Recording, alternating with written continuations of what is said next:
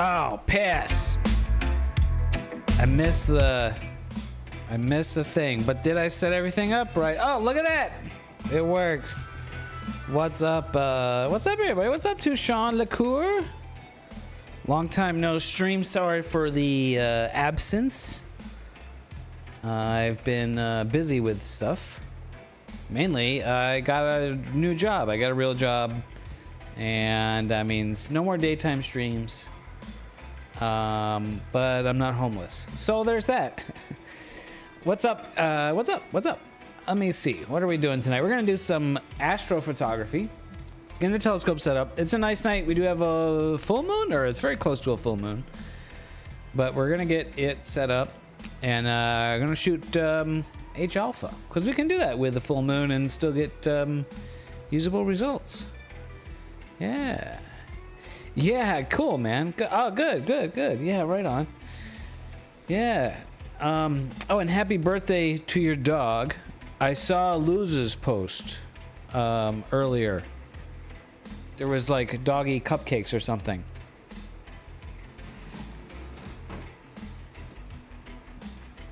And another reason I had to like get everything set up is I recently reinstalled Windows. I'm on a fresh Windows install. I kind of been needing to do that for a while. And she did pretty good. Yeah, okay. Yeah, right on. So I'm on a fresh Windows install, but there's like a ton of, you know, the overlays and stuff for OBS Studio and the things to get this camera to work, and you know, drivers and stuff that were configured that I, you know, wasn't focused on the camera.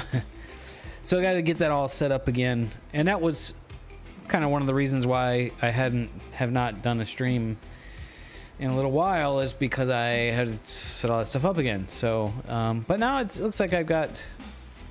Well, we'll find something that's not working later on probably, but telescope's been working good. And let's see, do we go here? Yeah, there it is. So there we have the webcam. Still a bit light out. Only 8 o'clock. Probably need to be 8:30. Probably half hour or so till it's dark enough to, you know, actually do anything. So, but the telescope is out. Weather looks decent for tonight. It's been really hazy in SoCal. It's fire season basically, and there's a bunch of fires. Let's get a fire update. Fires around SoCal. I don't think anything really huge, but just like a lot of various fires. Yeah, a lot of little fires here. This one in oh, you probably can't see that. This one here in Riverside is pretty close to me. And let's see. Let's scroll around.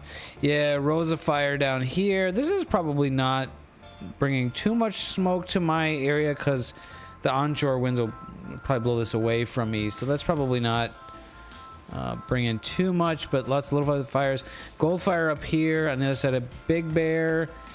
This one probably not affecting me too much again because the onshore winds will be blowing that smoke away. But looks like the big one, well, Canyon Fire here up near Santa Clara. Oh, that one's pretty new. When did that start? Like I said, it's fire season. Start date 8/7. Yeah, yes, yesterday. Okay. So yeah, so there's a new one. And the big one up here by Santa Maria.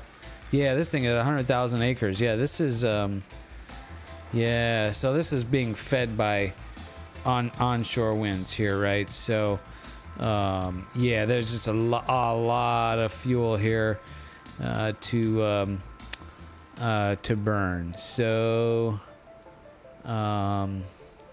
yeah, shoot, that sucks, and that could screw up a new moon trip to Pine Mountain at the end of the month in 2 weeks. So that would suck. Hopefully that is not the case. We have to find someplace else to go. We had a really great new moon trip last month. A lot of fun. So there's fires and there's a bit of smoke and haze in the air. It's just kind of always smoky and hazy this time of year, regardless. So the transparency's not that great. That was a long runaround way of saying the transparency's not that great. But we will get the telescope out and get what we can get. And what we're gonna get is this. Well, actually, maybe not. I'm gonna try starting on a new target tonight, which is close to this region that you're seeing here. But I want to just get some more data on this. I want to get more data on this too, but I'm kind of getting bored. I want to see something new, so I think maybe I'll start on something new for a night and just see what it can be like, and then maybe then come back to this. So what you're looking at here is I have several nights on it now. How many nights do I have on this? I have 1, 2, 3, 4, 5. 5 nights on this. This is an emission nebula in the constellation Cygnus, the Swan. Took me a second there. Known as the Tulip Nebula. Looks kind of like a tulip, I guess. Sort of like a, yeah, looks like a tulip. And particularly, this is the HA, hydrogen alpha signal, the HA signal. And this I've been putting the most time into. Let me see how much time. Here's my my specs. So far, I'm up to 15 hours. What's up, Mazif? Good to see you, man. Glad you are here. You got telescope out tonight? So I'm up to 15 hours, 15 minutes of HA.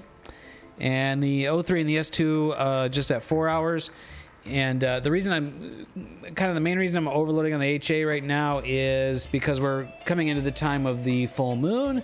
So I figure, my understanding is that, the H alpha signal will be work the best, is the most, maybe I should say least compatible with the moonlight. So when the moon is bright, the H alpha still gets through, or rather the H alpha filter blocks all the light other than the H alpha. So we'll shoot H alpha for the next maybe week.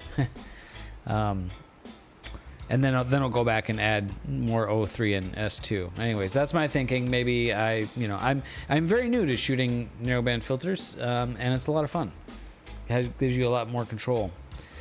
And then you can see I have also shot 25 minutes each of red, blue, and green, and that is just for the stars. So, yep. Don't know if you're gonna run under the full moon. Okay. Well, I am. We'll see what I get. Is tonight the full moon, or is it just close? Look at my moon calendar. Every day plus, yeah. Today is the full moon, 100%. Plus or minus, 5 days of the full moon is still a lot of moon. No, tomorrow's the full moon, or I guess tonight. So I guess technically tonight. I have the balls, yeah. Tomorrow. Groovy. I am going to crack a beer later, but the rule is you get the telescope set up first. Telescope set up first, get it running, troubleshoot all the troubleshoots, then you reward yourself with a coldie. And I've got a very nice coldie to have a good fun time. But I still got, still wait another 20 minutes or so before we start working on that. But we do have some cool data. Tulip Nebula.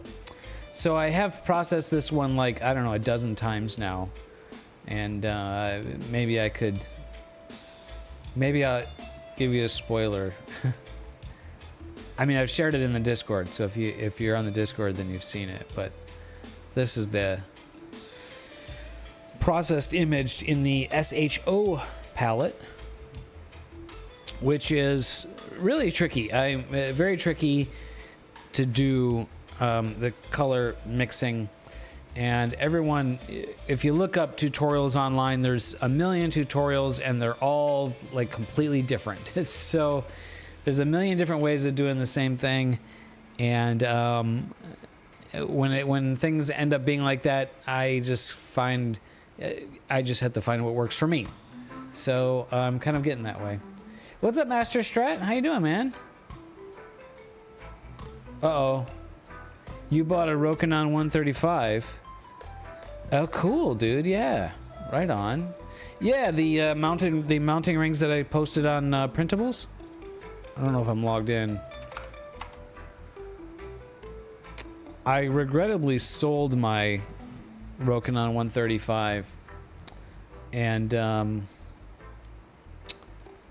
yeah. Well, you know, can always get one another day, right? Another time. Yeah, so I have some a rig here. Gasp, yeah. Yes, I have a rig here for the 135. Works pretty good. And I have a specific version that to mount my remote focuser on there. But you know, if you have a different remote focuser or none, then this version's better.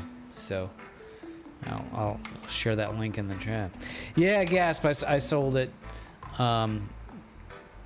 I kind of, you know, I only have the one mount, so it's kind of like I can't really practically run multiple cameras at the same time anyways. So, oh, it fits the 85. Okay. Yeah, I was thinking if I was gonna do like another rig to do like a wide field rig, yeah. Yeah, cool. Yeah, the Gemini EAF. Yeah, those work pretty good from what I understand. Wide field stuff. I did go back and I've reprocessed some wide field images. This is stuff from years and years ago. Oh, not that one. But I've gone back and reprocessed these, and the wide field shots are tricky to process. But this is one. So this is pretty nice. This is the Cygnus region. You can see the North American and Pelican Nebula there, nebulae. And I'm pretty sure that's Satyr and the Butterfly Nebula. So the Crescent Nebula is like around here. So pretty fun. And the Tulip Nebula, it's like up here somewhere. Satyr there. Tulip Nebula is up here somewhere. Maybe that little bit of brightness, maybe that's it there. I'm not sure. Kind of fun to see these targets on the wide field to get an idea of perspective of where they are, you know, and size and position in the sky. So anyways, Tulip Nebula. So we'll work on processing this. And so while we're waiting for the sun to set, I'll start with the stars actually here. So this I found was super easy, shooting RGB just for the stars. So you really don't care about gradients or anything. All you gotta do is combine them together, subtract the stars, combine them together, blur, exterminate the stars, subtract them, boom, you got your color stars. So I'll just do channel combo and red. And I guess I don't even really need to process the stars every time. I could just save the stars image. Yeah, because then I don't have to stack them and then... Yeah, I guess maybe I'll do that in the future. Okay. Let's get those out of there.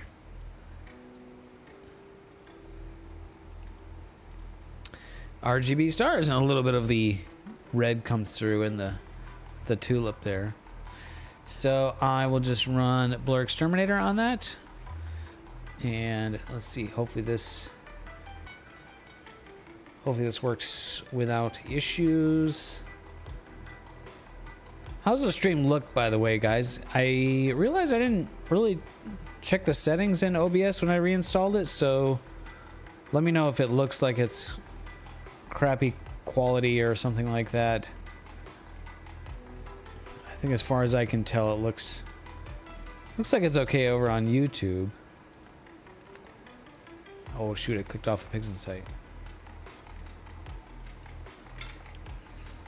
Alright, blur exterminate, and then just star exterminate, and then you can just get rid of these images.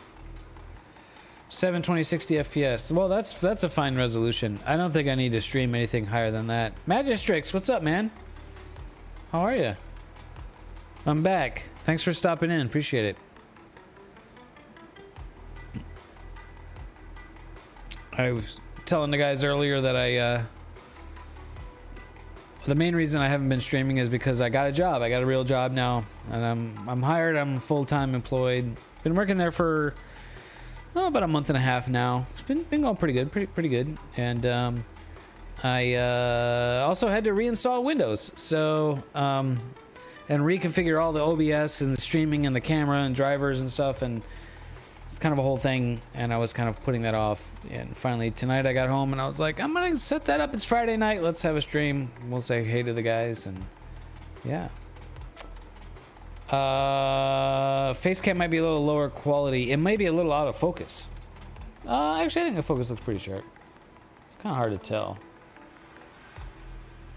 I mean, if the facecam is a lower quality, it's probably a good thing for everybody, right? I skipped a step here. You need to color calibrate before I subtract these stars. So I'll grab some dark sky. And we'll use spectrophotometric color calibration. Oh, will this have a... Does this have astrometric solution? View Explorer. It does. Cool. Got it. Okay. From preview, background neutralization. Yeah, thanks, Magistrix. Yeah, new gig is going. It's going pretty good. Yeah, it's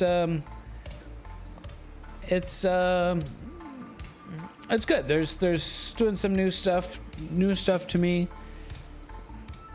Getting to play with new mechanical mechanisms and things that I haven't played with before, and new tools. We have a resin 3D printer, which I've never used. Technically, I used to have a resin printer. That's a whole story. I'll tell you about it, like in the long ago. But so we have a decent resin printer at work.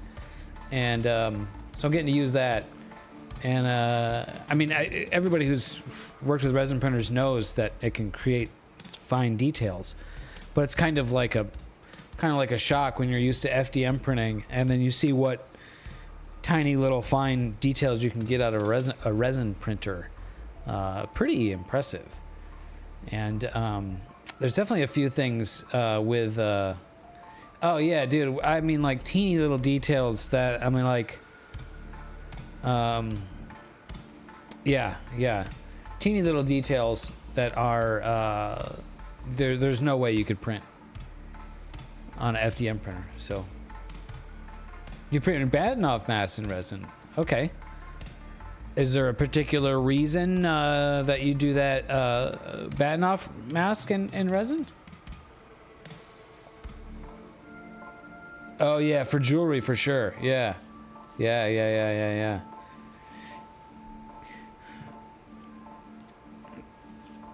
clamshell, yeah, that's an interesting one, Mazza. That's not one that I'm familiar with. There's my stars, by the way, guys. And now I can get rid of these RGB images. And then I'll just pop a quick S on it so we know it's filled with the stars.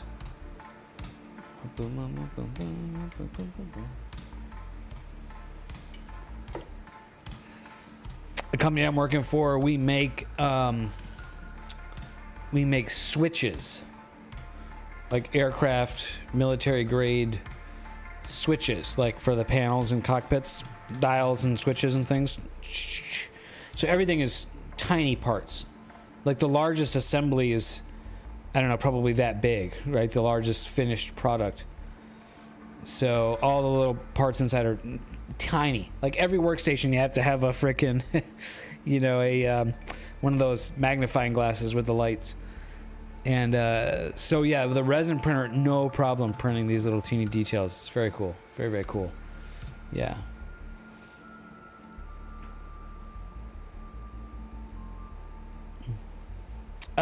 Well, sorry to hear about your D&D group, Master Strat. Oh, another hang glider pilot guy. Ah, cool. Right on. All right, is it dark enough out yet? We just got to look at the security cam. Let's fire it up. Got the stars done. Let's connect to the remote desktop.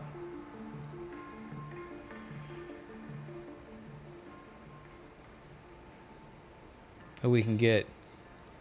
Yeah, look at that. We can get remote desktop, telescope, and Dave. Boom, boom, boom. All three in one shot. Slightly different setup.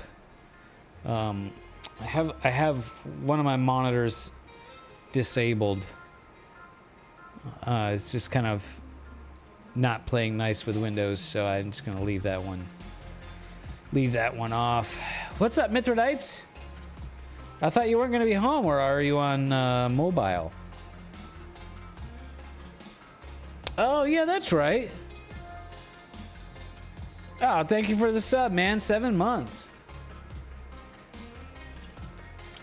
Wait, does it count as 7 months in a row if I didn't stream for a month? Because I guess it said 7 months. Cool, man. Appreciate you. Yeah, that's right. I don't know why I didn't. I didn't talk to you about that. Yeah, I'm kind of loving the resin printer. You know, it's got all the complications that everyone knows about, like the smell and the mess. And I did spill resin, of course, because I moved the whole printer, and then like I picked the printer up and moved it, and like I knew there was resin in the bath, like the resin tray, but like I had to like plug it in the back, so I'm like leaned over and I like tipped it over so I could see easier. Of course, resin spilled all over the fuck. So I had to clean that up. I guess you learn that stuff. Yeah, there's only one way to learn that, and that's the hard way. Yeah. Yeah, and apparently it's hard to get 99% isopropyl alcohol in California, at least in bulk. Are you aware of that, Mithradites? Like, I don't know, that's like a thing, apparently? I don't know. Oh, that's cool. The application ran into an unhandled exception that most likely has to shut down. The error has been logged. Should the application try to recover from the error? No. Well, that was a new one. Okay. I've never seen Nina crash before. Sweet. Buy the gallon on Amazon. Okay. Yeah.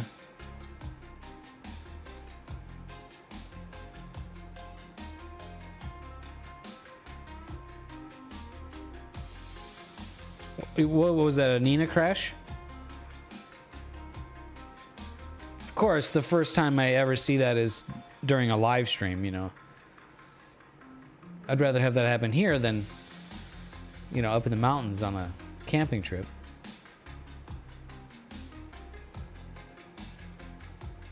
Oh. Right, well, I just closed it and restarted, and seems to be that we're working here now. And got the cooler on? Yeah, right on. All right, let's unpark the mount.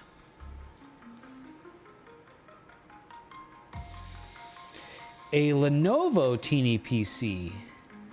Curious what that one is. Everyone's using the Melee Quieter mini PCs. What's this Lenovo? You got like a link or a model number? I have my monocam now. So set that to 3-second exposure. Don't save it. See if we see if we see stars. Haha, Maz, if we got him. Lenovo, is that literally what they're called? Lenovo Teeny? Oh. Yeah,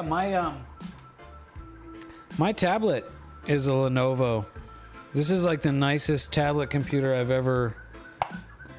I love this thing. This thing is great. Remember, they used to be IBM. IBM sold off their computer brand. There's stars in this image, which means we are probably dark enough to do what we need to do, which is to autofocus and polar align. But I'm gonna slew to the zenithish. Think Center M820Q. 200-ish. I think those mini PCs are like, or the Melees are like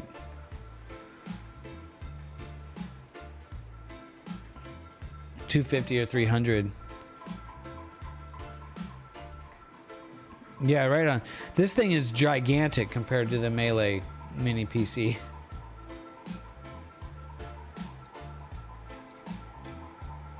Oh, that SV Bony power thing. Yeah, cool. Yeah, that thing is like 4 times the size of the Melee Quieter 4. Which, I mean, I'm not saying that makes it inferior or whatever. I just, yeah. If it works, it works. All right, we need a slew. It's not that big. Yeah, no, I'm sure it's... Okay, now it says a reconnect. Oh, yeah, it says 0 viewers. Cool, thanks.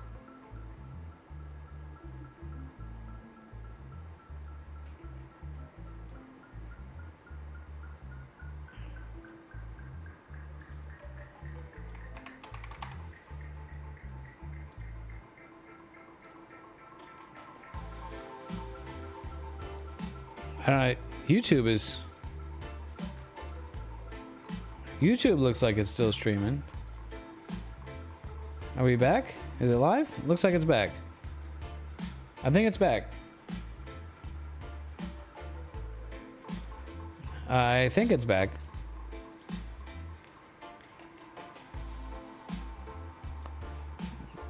I changed my category again. That's a Twitch thing. Am I back? It looks like... I think I'm back. We're back, yeah, okay. Yeah, I got a little Windows notification that... Okay, now thanks Stream Elements. Yeah, okay, now we're officially back.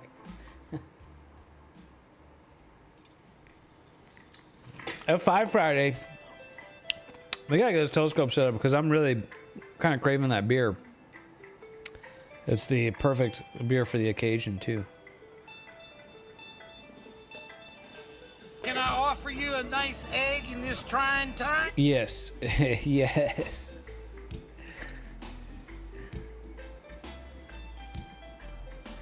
Okay, so see, I point the telescope at the darker part of the sky for better astrometric solutions. And this is kind of hard to see. Let's see, didn't I have a... Is that gonna work? Oh, there we go. Yeah, cool. And looks like not quite in focus, but close enough probably to run the autofocus.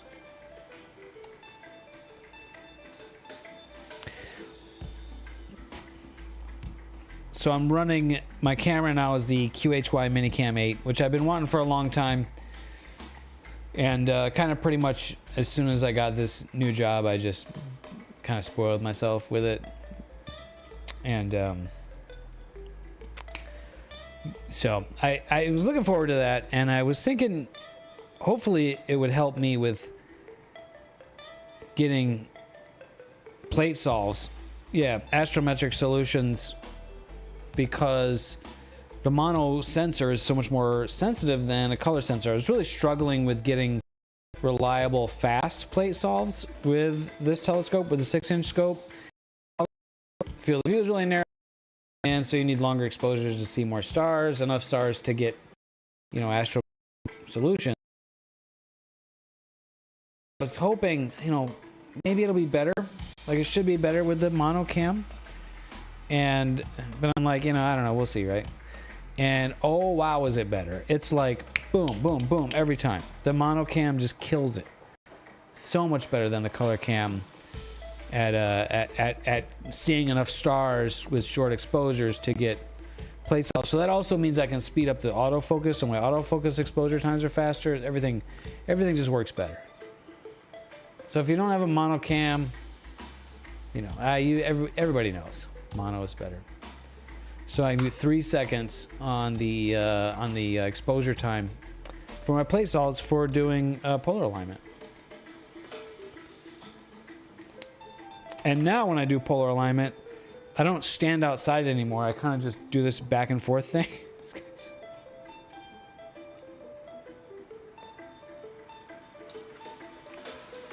Ooh, deploy the 10-inch.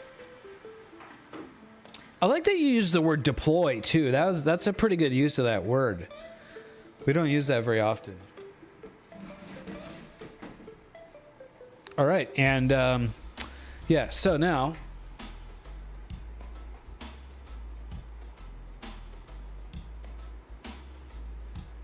what I do is I just kind of do like an in-out kind of thing. So I gotta go up one. I'm very, very close here. One arc minute.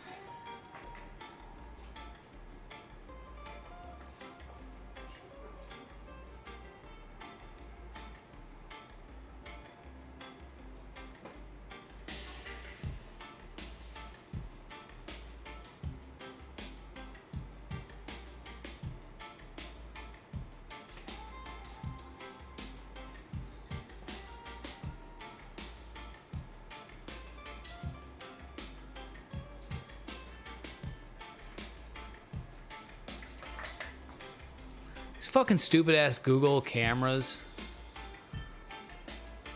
How the fuck can the webcam just not work? The security camera. Oh, let me.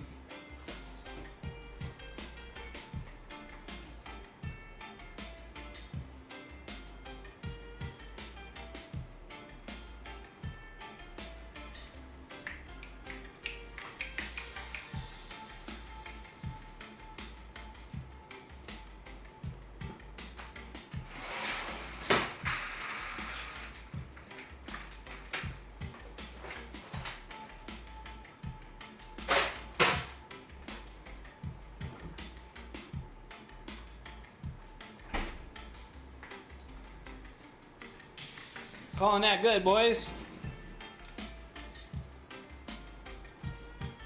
All right. Oh, hold on. Oh, there's a beer preview, by the way. This is what we're working with.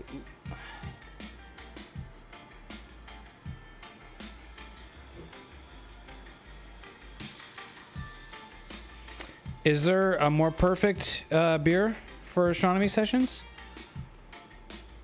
I mean, look at that. It's got a little hop looking through a telescope. I do buy alcohol based on the label.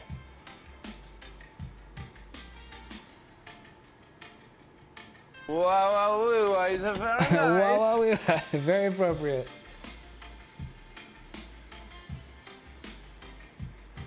What's not very nice is the camera camera app freezing thing.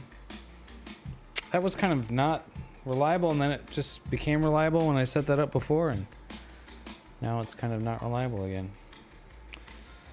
Let's see. Sorry, what did Magistrix shared a picture? What did he share? Oh, there we go. Yeah. Oh yeah. No, that's that's still definitely like 4 times the size of the Melee Quieter 4.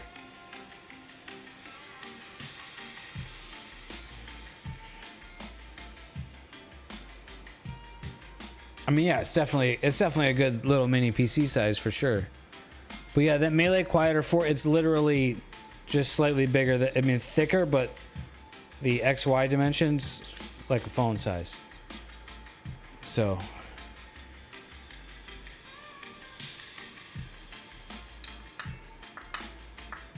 Reno as Funk.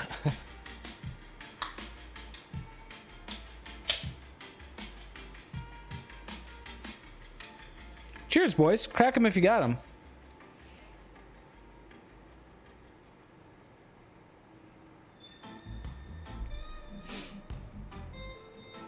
This thing has a real CPU in it, though. I can't tell if that says Core i5 or Core i3, but that thing is, yeah, probably 10 times as fast.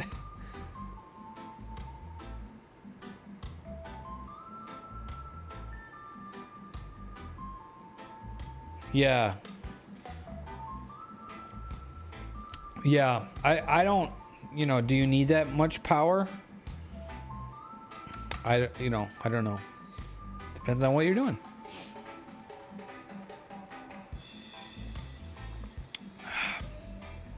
Oh, also, this stuff, Brewery X is made in Anaheim. Kind of right down the street from me. So, local brand, you know? Wow. That is a very hoppy. If you don't like hoppy beers, this one's not for you. But I like a hoppy beer. So, it's for me. Have it, better to have it and not need it. Okay, so the new target I want to shoot tonight is not going to be available yet. But let's take a look at setting it up. Remote desktop, make that bigger. I took a note somewhere. Where are my notes? Not that note, this note.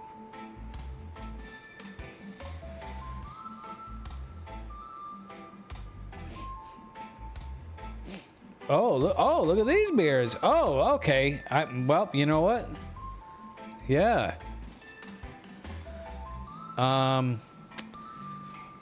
These are probably contenders, huh? With the Galaxy Loves IPA. Who makes these, Magistrix? Yeah, really. I mean, yeah, this literally called H Alpha. And, yeah. H Alpha. You know, it's got the Rosette Nebula, but it's mostly H Alpha. And M45.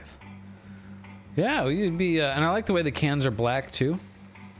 Like that's a good little detail, you know. Those look great. Who makes those? Where you get those at? I mean, the labels look great. The beer might taste awful, but.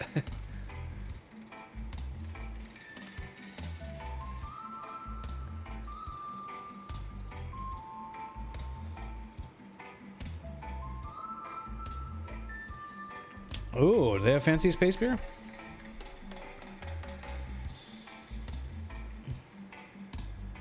They label it for the local brewery or local observatory. Yes. Well, that's very cool.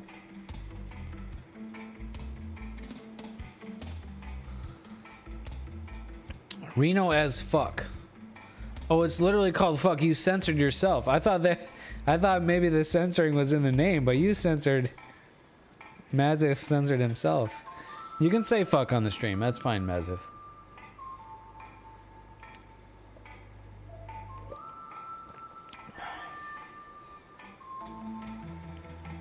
Oh.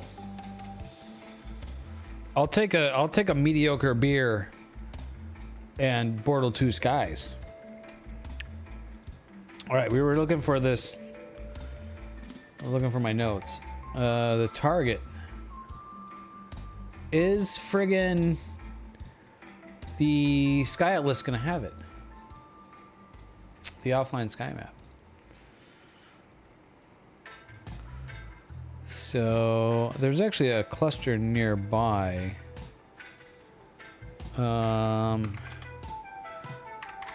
Is a Wolf-Rayet star. Yeah, Wolf-Rayet. But is that like a catalog? I can't search here. Let's see. Yeah, it looks like Nina doesn't have that in a catalog. But there's a nearby NGC star cluster. NGC 6883.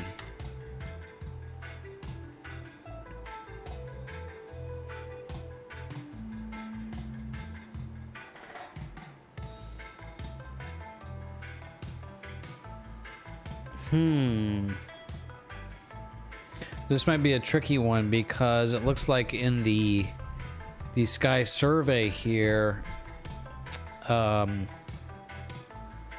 this object isn't really shown. There's a big O3 bubble in this region. Cool, man. Drive safe.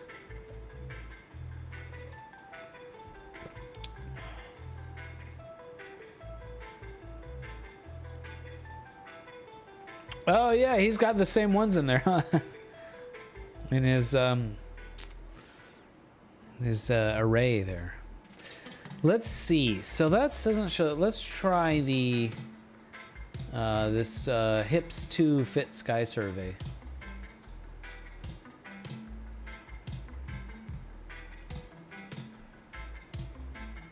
See if this shows up here. This is a very cool. This will be a good HOO target, hydrogen and oxygen. No, we don't really see it there either.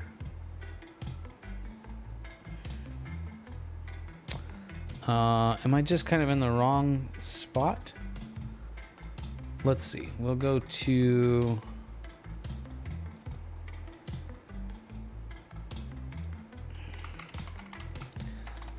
Astro bin and search for NGC 6883. So yeah, check this out. This is what we're looking for.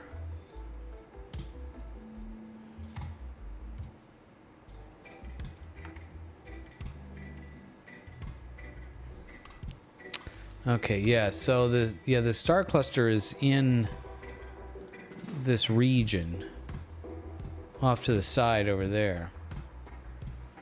So yeah, how am I gonna get this framed if I don't? Yeah, WR134, but it doesn't look like that Nina has that in its catalog, so I can't search for that. I know this star cluster is off to the side there, right? Kind of get like a wider field. Oh, this one shows it in oh, this is a great shot. Look at this. With the Crescent Nebula there. I could almost do a mosaic over from my Crescent Nebula shot.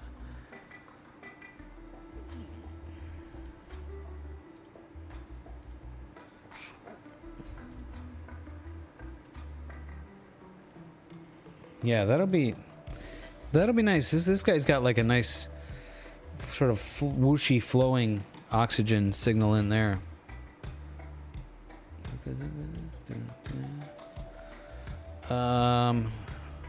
Whoops.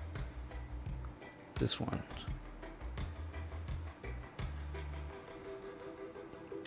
So I wonder what's this circle here? It's hard to tell. What's the play here? What's the strategy? How do I get this target centered. I might have to take a few exposures and find the right framing. I also can't get it until it doesn't rise above the tree until 9:30 or so. So we got time to figure it out.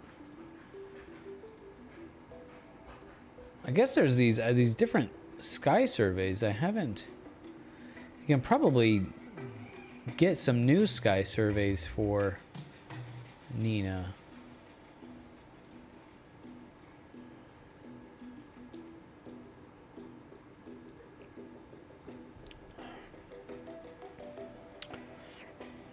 I gotta make a piss too, so maybe I'll. Well, this is. Oh, okay. Oh, wait a minute. Oh, this is cool.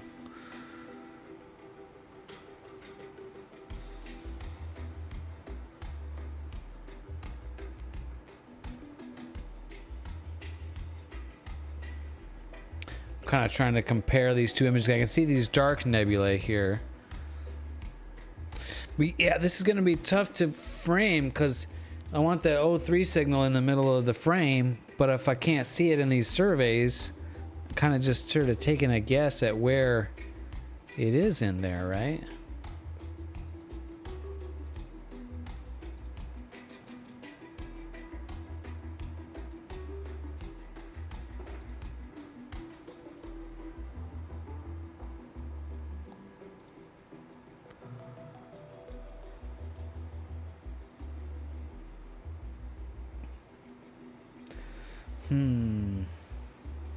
Yeah, I think my favorite is still the offline sky map that I installed. I don't remember where this came from, but this one allows you to zoom and pan around. And if I can find the... Okay, there's the Crescent Nebula. So now I can kind of orient myself compared to this guy's image. Let me download this image.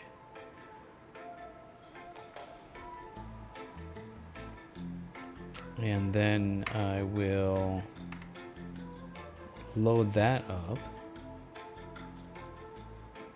Beautiful image. So I'm going to compare this image with the sky survey in Nina. And looks like it's kind of about this orientation. Hopefully this kind of makes sense here, what I'm doing. That was organizing windows. Okay, all right, okay, now.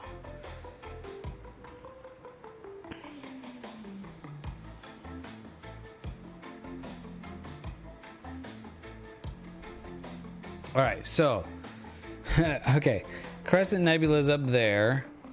And NGC 6883 is down there.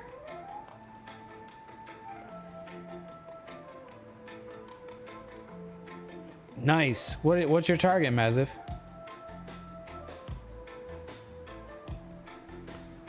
So 6883, so it should be... See, 6883 is, it's right next to it. So it should be like right in here.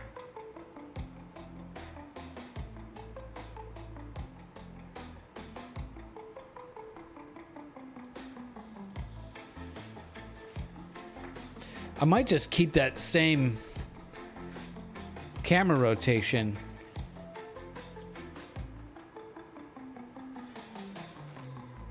Oh, nice, right on. So you'll have I like that. You'll have the wide field and the close-up crop. That'll be fun. $6883.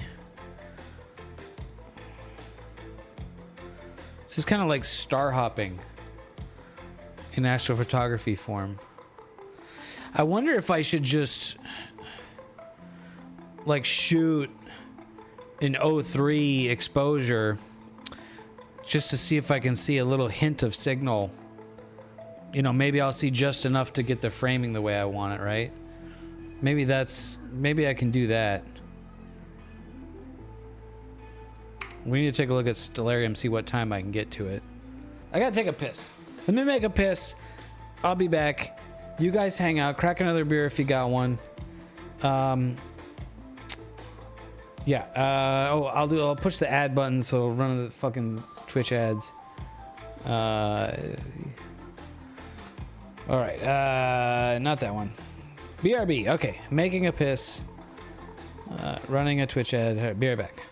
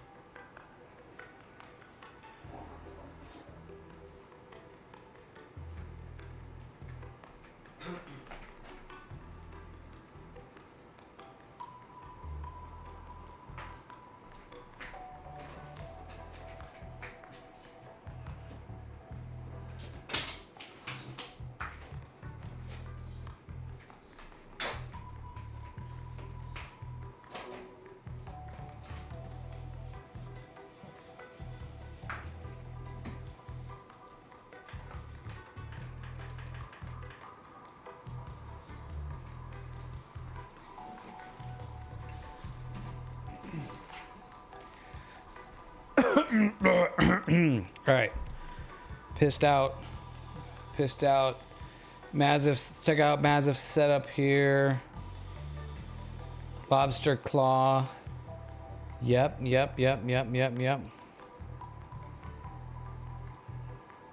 Whoops. Open in a web browser. This is from Massive he's working on tonight. That's going to be very cool.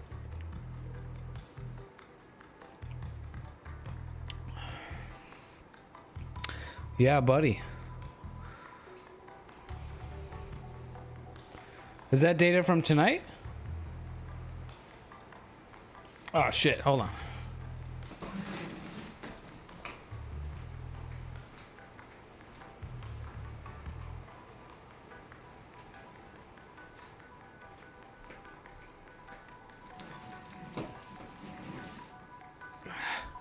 Turn the air conditioning off because I got the door open. So, okay, I'm in Stellarium, and I have to go into the settings. There, like that. Okay, and so we're over here, and the red line is the trees. I know it was from earlier this week. Yeah, I didn't see diffraction spikes in there. That's why I wondered. Oh, cat. Mr. Cat. Come here, cat. Do you want a cat cameo? Come here, cat. Come here. Come here, cat. Mr. Cat was having some window time. So we are looking at Crescent Nebula. Oh, yeah. See, this image, it shows in Stellarium here very nicely. But it doesn't give a name for the object. Like, as far as I know, the nebula doesn't have a name there. It's kind of odd. But we've got some time before it gets up over the tree. This is actually not quite that accurate. The red line doesn't in real life come quite as high as that. Let's see, 9 o'clock now. I reckon I can get it at 9:30.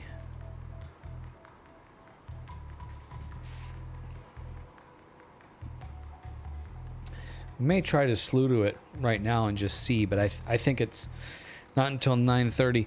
Unless I get those clippers and cut that piece of tree down. There's literally like just one fucking branch just sticking that blocks like this whole like golden area of Cygnus where there's all these emission nebula is blocked by like just one branch. And it's like I could reach it from my balcony with one of those extended branch pruning saws. And I really wanted, almost did the other day, almost literally went to Lowe's and we're like, let's just buy one and cut it down real quick. And then I was like, I got cold feet because I don't want to drop. It'll probably fall on my downstairs neighbor's porch. I don't want to fuck his shit up, so been kind of waiting to like talk to him, be like, hey man, just want to let me know if you're cool with this. If not, no big deal. But like, you know, it's kind of blocking my view, you know? I gotta wait a whole half an hour more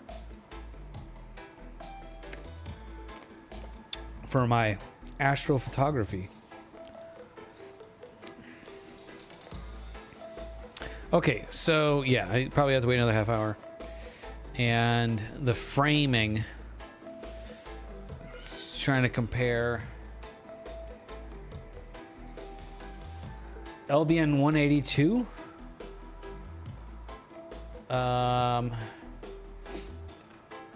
Let's try.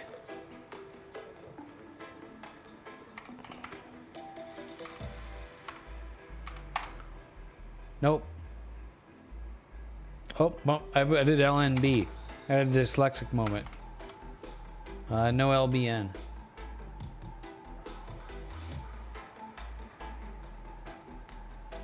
Guess that's a no. I can't find. Oh, LBN 182. Okay, it does show here.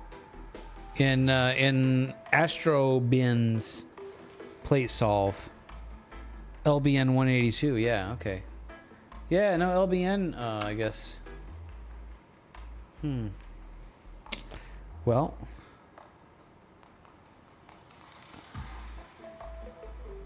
There's lots of stuff out there.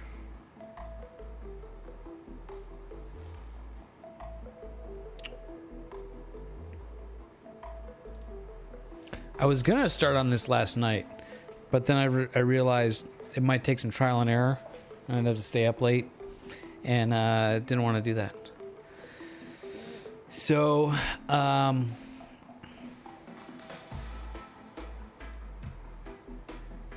we'll try tonight. So that cluster is like down. It's like down here. It's kind of like right.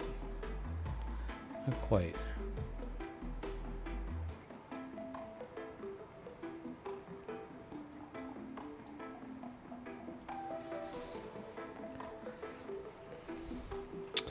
Well, yeah, I think it's actually right. This like wave of HA makes kind of a dog leg right there. I think it's right in here. What does that say? Mul 4?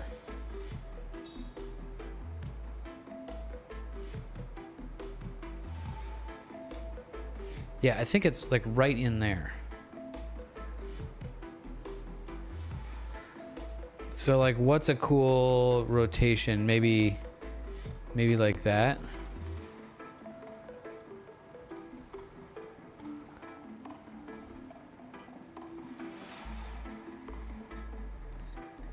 Yeah. It's right. Yeah, it's right in this.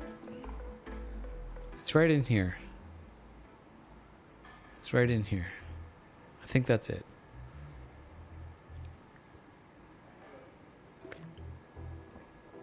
I think that's it. Let's just try and salute it. See what happens.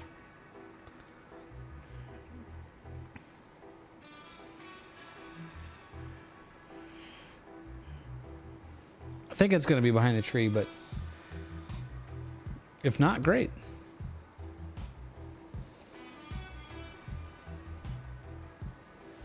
And we'll shoot some O3 exposures to get just to dial that framing in. Then we're just going to shoot HA tonight because of the moon. The full moon's kind of a attention hog. It's kind of windy out there right now too. That's not going to be helping me.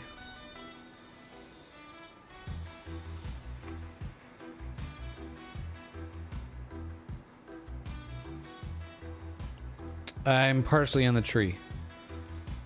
but it might solve. Astrometry.net might solve it, and it may be above the tree when it reslews. So we'll wait for it to upload, and we'll drink beer in the meantime.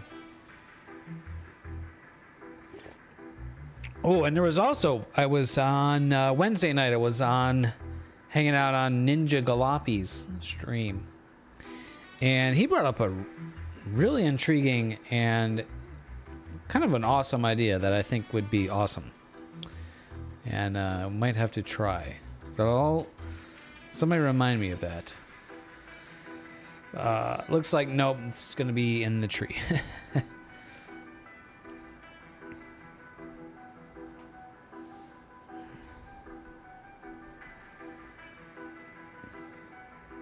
I think I might just go to play with some processing for, half an hour, and then we'll try again.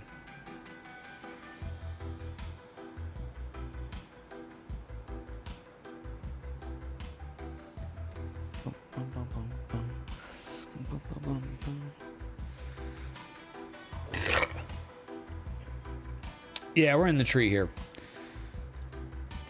Okay, that's what we expected. It's crazy how you can still see anything through the tree, but yeah. All right, we'll head back there in a minute. Switch gears. Maybe we'll talk about this idea Ninja Galapi had. If you guys aren't following Ninja Galapi, I can do the shout out feature. Shout. Oh. See, the problem is I don't know how to spell his name. So now I can't, like, I'm trying to send him a shout out and it doesn't auto-complete names.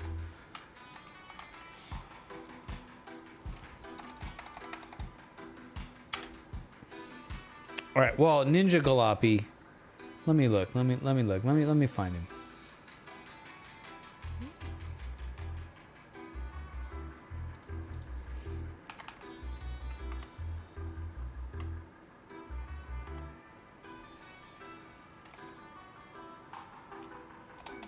I don't know if it's Ninja Galapi or Ninja.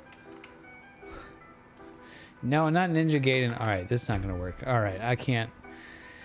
All right, I'm Twitch streamer fail. Anyways, Ninja Galapi, he's in he joined the Discord the other day. We'll figure this out. He's another streamer, and he does software development on the stream. Plays Rocket League, and he has like instead of a face cam, he has a avatar of a shark.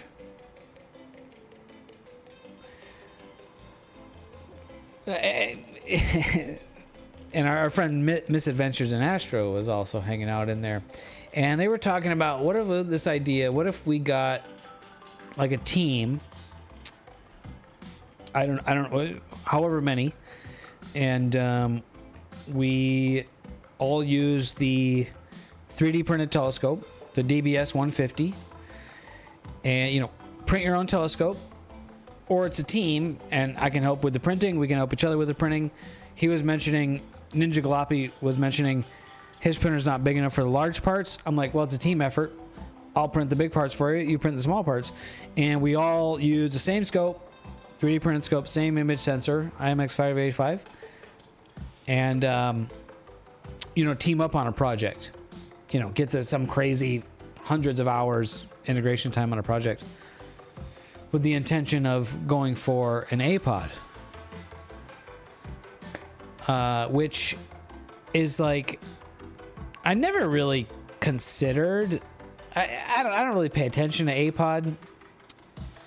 I mean, it's cool, it's great, and I love astronomy pictures, and I never really.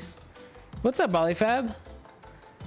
And I never really thought that, like, that's something I would aspire to someday, is like, oh, I need to get, it's like the source of validation for astrophotographers to get an APOD, If you guys don't know, APOD is Astronomy Picture of the Day. It's a website that NASA runs, and sometimes it's NASA pictures, sometimes it's amateur astrophotographer pictures.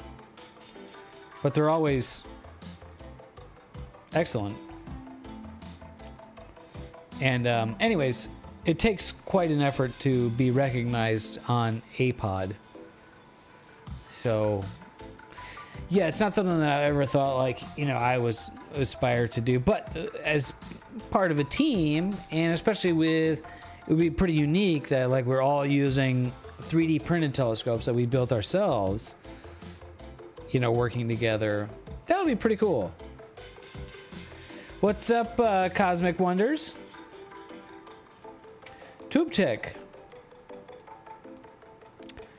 Is TubeTech Stella Vita good choice? I don't know what TubeTech Stella Vita is. I know TubeTech is that company that they make cameras, as far as I know.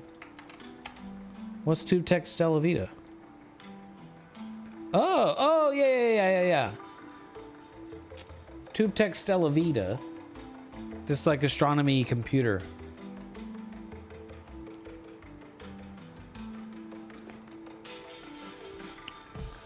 You have a machine shop up and running, Olifab. Oh, details.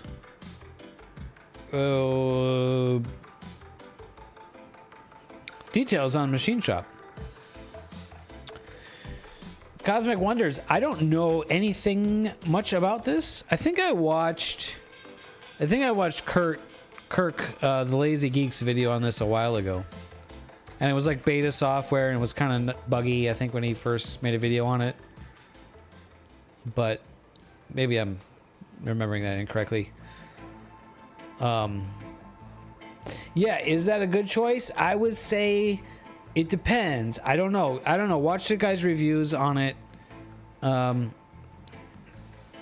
What would make it a bad choice is if it's a locked down environment device like ASI devices are.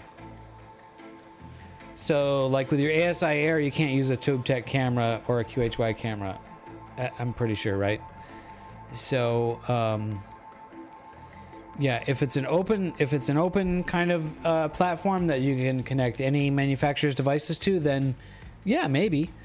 Looks like it's basically a Raspberry Pi based kind of device, like the ASI Air.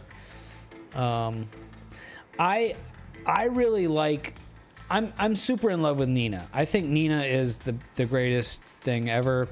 This is Nina. Nina only runs on a Windows PC, so the TubeTech Stella Vita would not work. You need like a mini PC to run Nina.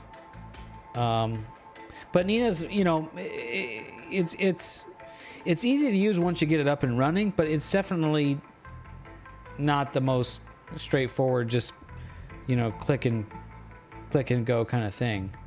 So can we connect all our gears without these types of Astro Station? You definitely need some kind of computer to run your rig, right? So I think I'm far from the expert on these things. My experience with devices are pretty limited. So, you know, I watch the YouTubers like, you know, that review a lot of gear, like Kirk the Lazy Geek, and see what they have to say about it. You do need some type of computer to run all your gear, whether it's a laptop or a mini PC running Nina or an ASI Air or this thing. This thing looks like it's aimed to be a... Oh, sorry. This thing looks like it's aimed to be a, yeah, competitor with the ASI Air.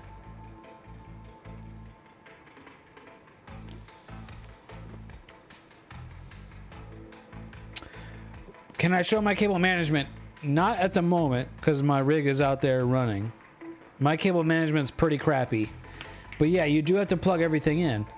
So, you know, camera usually has two cables, one for data, one for power. If you have a filter wheel, that could be another cable. My camera has the cable for that built in, so that doesn't count for me. But then, yeah, exactly, Olifab. Yeah, cable management is one of those issues that we all. It's kind of a rite of passage kind of thing. You know, it's something we all have to deal with, right? So, and every rig is different. Every number of cables is different. You know, so yeah, something you kind of have to figure out. I've not very good cable management going on right now. That's something I definitely would like to work on my rig, improve on, because I think I do get cable snags that ruin exposures from time to time. And yeah, it might need a little bit different strategy. Something that we kind of all have to figure out. And so yeah, going back to Olifab, Machine Shop has a brand new Haas mini mill. Damn, bro, I'm coming to hang out with you.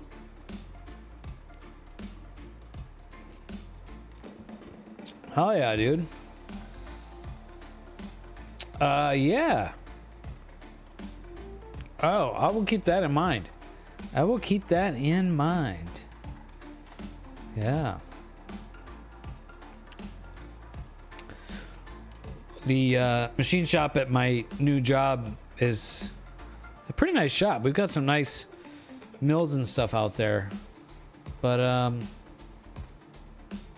it's kind of a corporate thing, so I don't know if I'll be able to ever, you know, pop in there and just make some parts real quick, you know what I mean? So it's probably not in the cards, but yeah, anyways.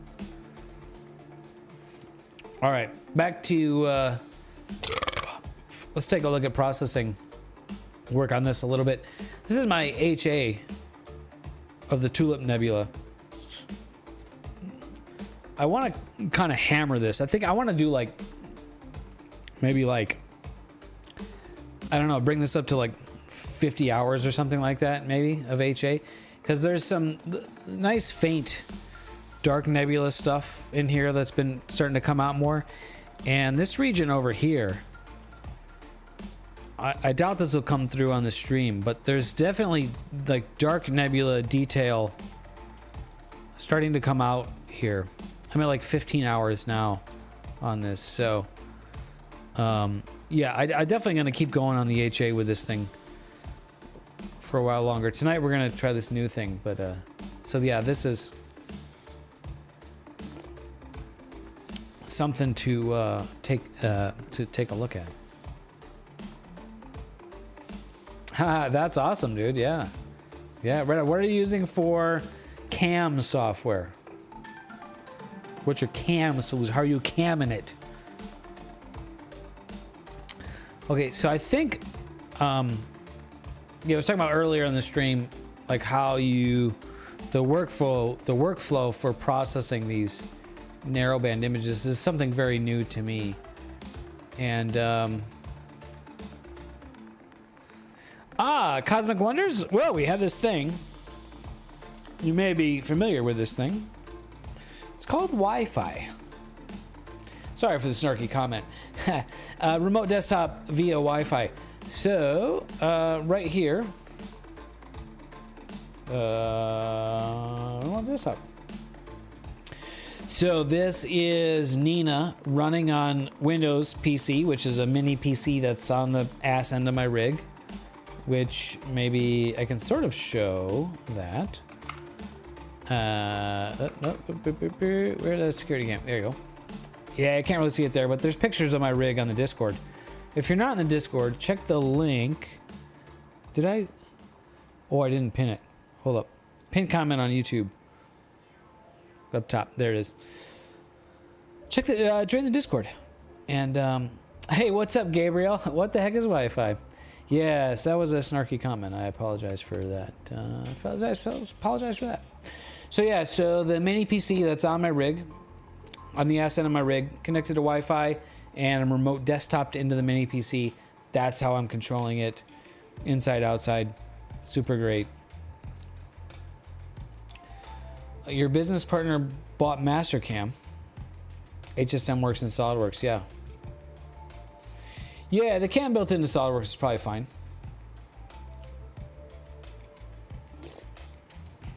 Mastercam fucking expensive. I used Mastercam like version 6 or some shit like that, like on Windows 95. It was like the shittiest, like 2D. Fuck, it was pretty awful.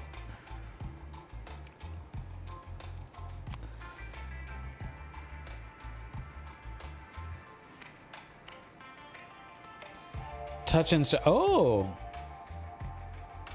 Yeah. Magistrix, the Touch and Stars app. Yeah, I think I saw Kirk's, the Lazy Geeks video about that. It was very, very, I don't even think beta is the right word. I think it was very alpha when he, Queeve, that's it. Thank you. Yes, Queeve. Yeah, I saw his video and it looked pretty neat, but it's not, I don't, it's totally not necessary because you can just use remote desktop and then have complete, you know, get a with a tablet. I mean, you have to have a tablet. It's another thing to buy, but having a tablet for astronomy is a very good tool, you know, either way. So I kind of don't see the point of, I mean, I guess I see the point of the app, but yeah,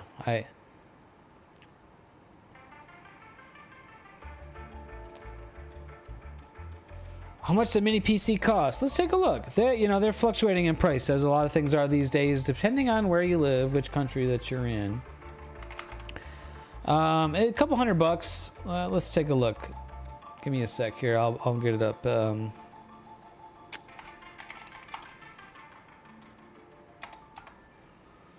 I will get it up. Yeah, Melee Quieter 4, $229. Not too bad. This is it right here. Melee Quieter 4 mini PC, 16 gigs of RAM. Definitely get 16 gigs of RAM. Don't get the 8 gig of RAM. I noticed they have a 512 gig RAM, or sorry, a 332 gig RAM. It's probably not necessary. But yeah, this is the one. It's super small. It's barely, it's like a phone. It's like the size of a phone. Yeah, $229, not too bad. I will post a link, and this is a Amazon affiliate link. If you purchase through the affiliate link, helps me out a little bit. I would appreciate that.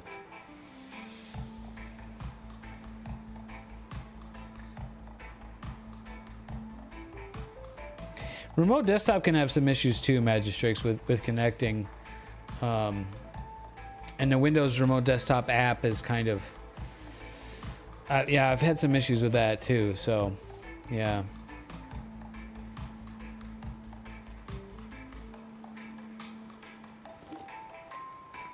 They made a version of Windows for Raspberry Pi. I haven't heard of that. It sounds like a kind of a thing.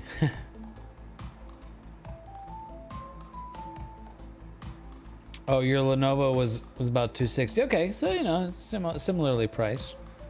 Yeah.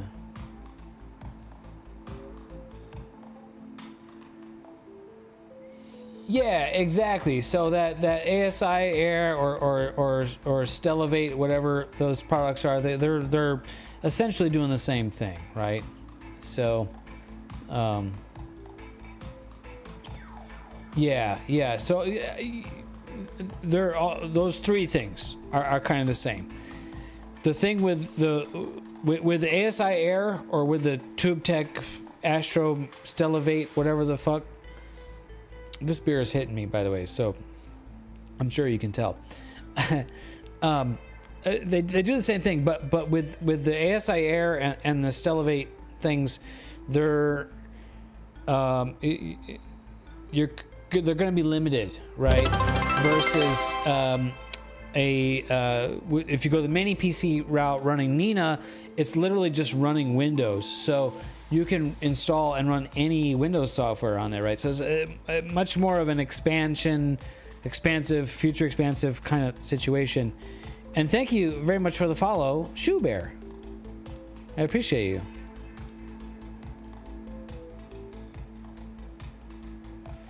Yeah, so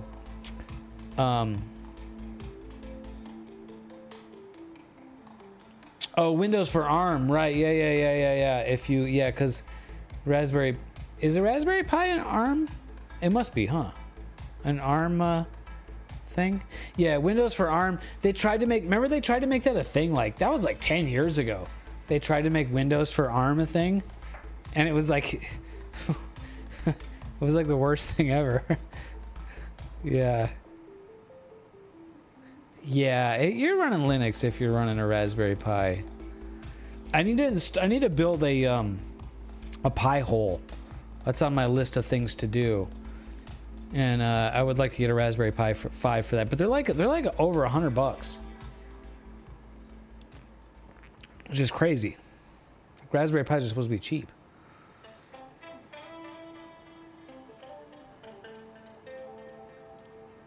Looking good, Mazif. All right, it's 9:25. Let's try getting to our target again here. No processing has been done on that, which is fine. I've processed that stuff a bunch of times, and probably if I've been drinking alcohol, then it's for the best anyways.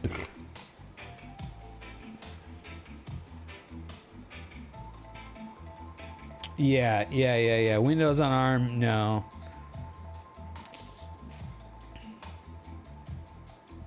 Oh, okay. Remind me of that at some point.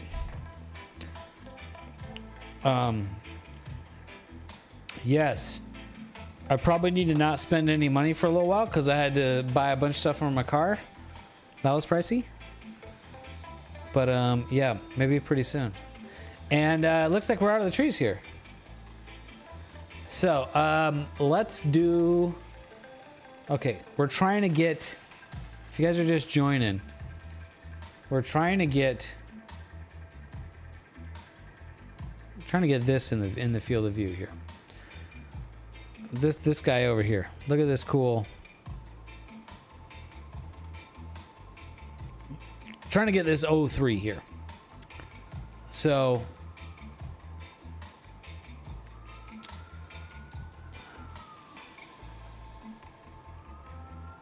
no way, you're shooting the same thing, Shoe Bear? What's up, brother, by the way?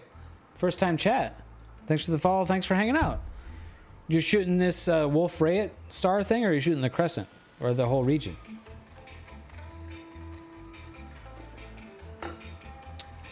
Cosmic Wonder, can we use any type of mini PC to connect our rig?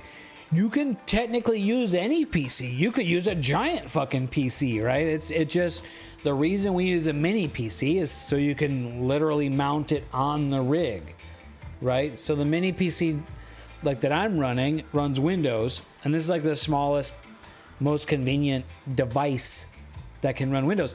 But you don't necessarily need to do that. I could have all these cables running to a laptop, right? That's what I used to do back in the day.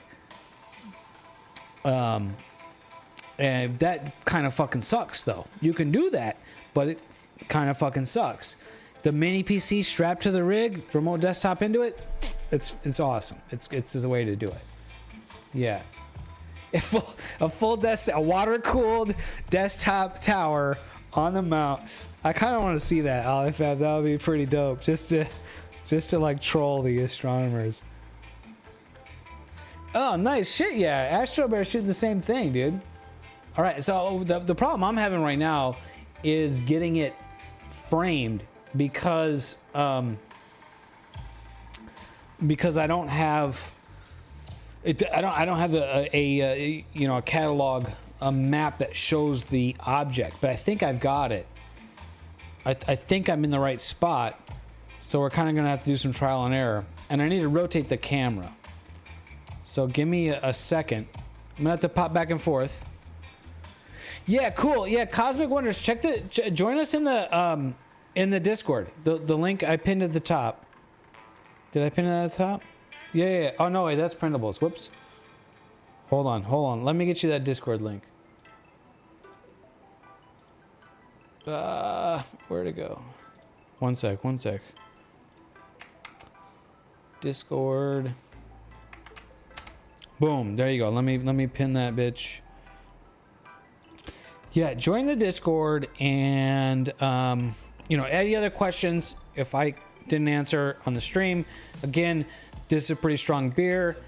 Yeah, cool, dude.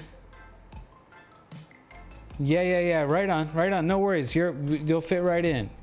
Yeah, join the Discord, and we'll get whatever we can. We'll get you helped out. I gotta rotate the camera 64.24 degrees.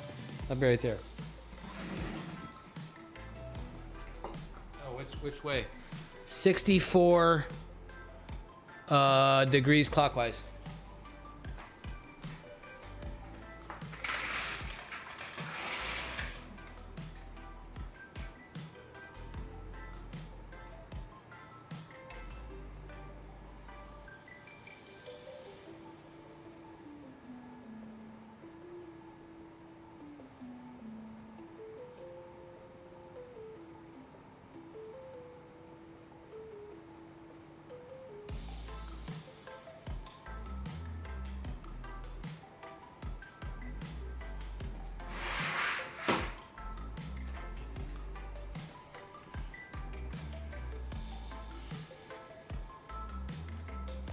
Oh shit, Mol 4? That's right on the target? Oh, okay. I gotta piss.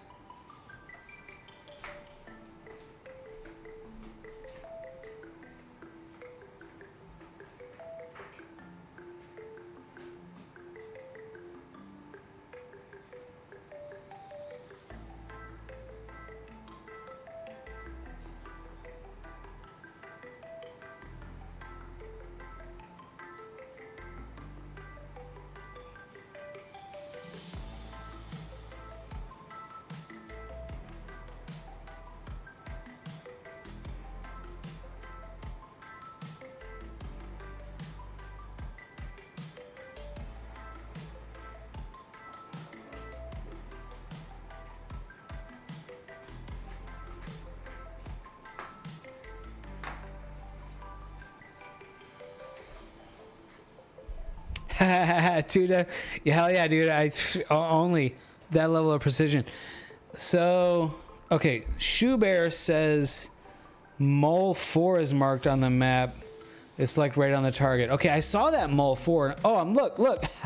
Dude, I'm fucking right on it. Dude, I nailed it. I'm like, I'll bet that's there. Because I'm looking at like the pattern of the H alpha and stuff. All right, so I'm like right there. All right, let's start over with this loose center and rotate. I mean, there's a lot of shit out there.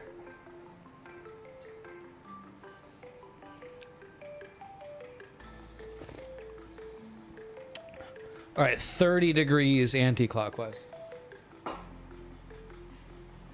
Yeah, right on, Shoe Bear. Dude, what are the chances that like we're shooting the exact same thing? That's pretty awesome. Do you have pictures to share? Check out the Discord. If you want to share like some subs, we would love to see them. 30 degrees anti-clockwise.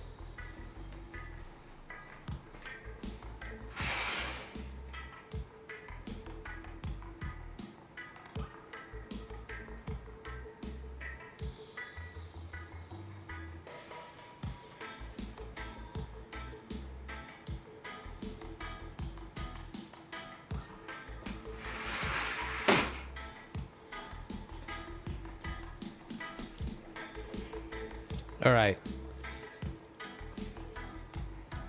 How close did I get it? I think I have my tolerance set to 1.5 degrees.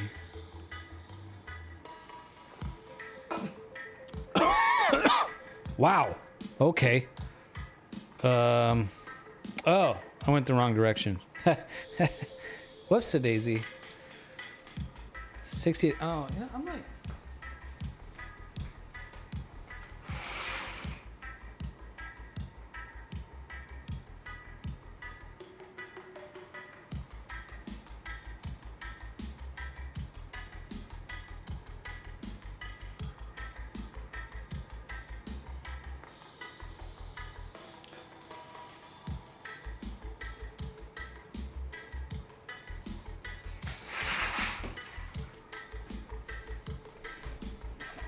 Nailed it. I told you I could kill this shit. So for whatever reason, Nina's backwards for me. So when it says clockwise, it really means anti-clockwise. I don't know why that is. 39 degrees anti-clockwise.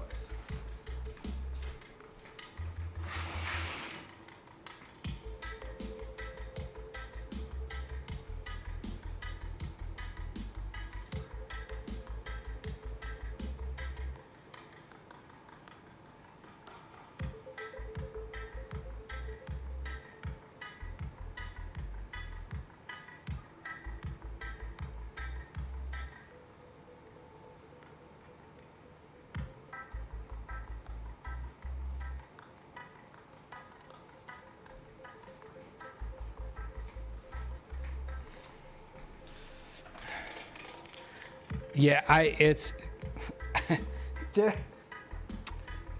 I mention that was a pretty good beer? Starting over, I put the camera like 0 degrees. Okay, 74 degrees anti-clockwise, which means clockwise.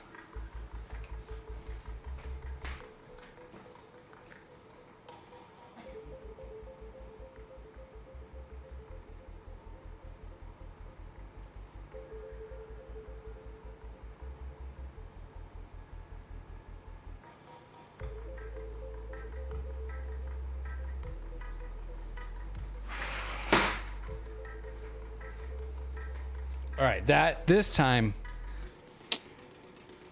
it's going to be within 5 degrees.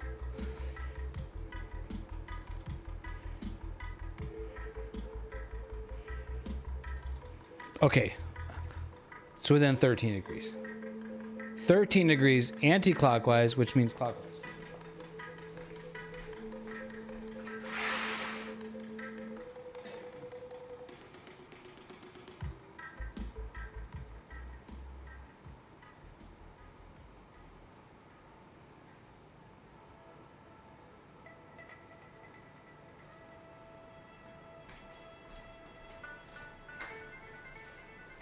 All right, I'm kind of trying to sneak up on it now.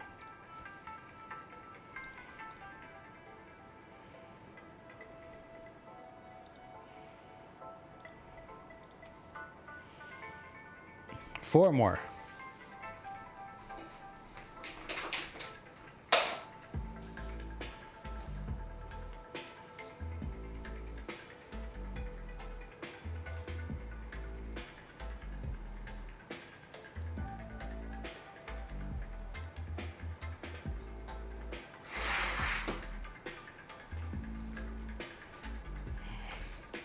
Click the button. Where are we at? Where are we at?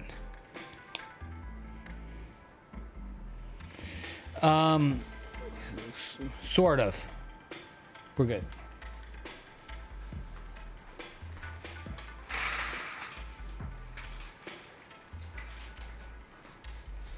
So Shoe Bear, yeah. So I have this very nice tablet, and I'll remote desktop with a tablet, and then I go out there. I don't have to go back and forth, right?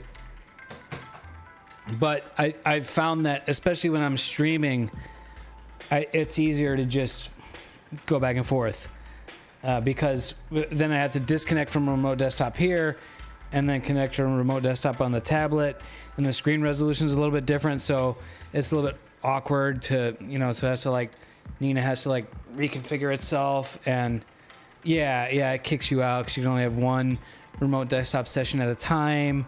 So I just when I go to bed, I switch to the tablet so that I can just look at it while I'm in bed and I don't have to get up, right? All right, we're rotated. Yeah. Your PC can only connect to your mount through the app on your phone.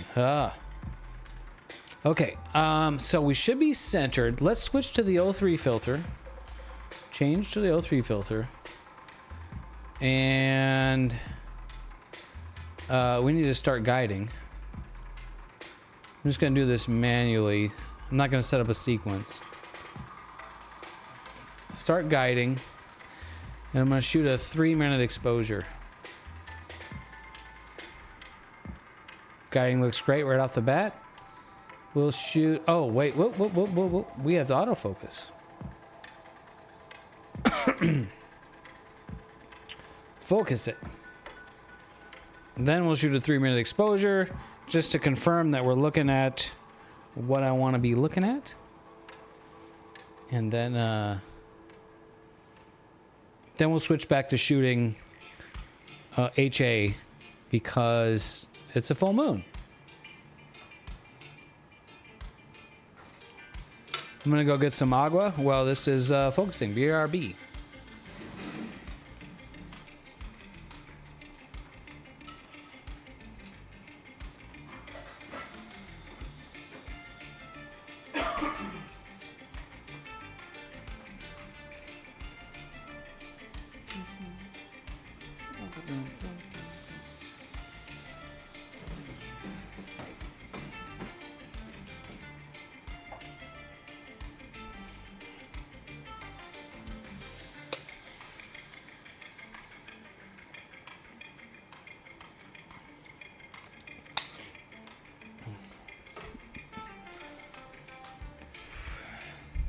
Kind of excited for this target. I like these, the red and the, you know, the red and the blue of the HOO kind of targets. I'll share my Crescent Nebula image. Here's my Crescent Nebula image, which is kind of right next door to what I'm going to be shooting. All right, autofocus done. Guiding is looking good enough. We'll shoot a 3-minute 03 exposure just to see if we can get, you know, a faint hint of the outline of that 03 signal. Make sure we're looking at what we want to look at. So yeah, there's the Crescent Nebula, shot with this scope and this camera from this light polluted skies. And I'm pretty happy with this image. I like it. This was how much exposure? 30 hours of exposure time, which is, I think, the longest I've done yet. But I'm still kind of not super stoked on the quality of the 03 data. Especially in here, it's really kind of touch and go. And I guess just shooting 03 from the light pollution doesn't quite work as well as you would want. So I'm thinking maybe with this image, this new target that we're pointing at tonight, maybe I'll just shoot the H alpha from the light pollution, and then in a couple of weeks, when during the new moon, when we go out to the dark sky site, then shoot 03 out there. So really good quality 03 data, and then you know, H alpha from home. Anyway, that's kind of what I'm thinking.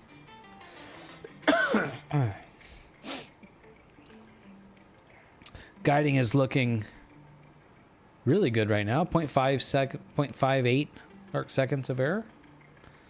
That's very good guiding. Like to see that.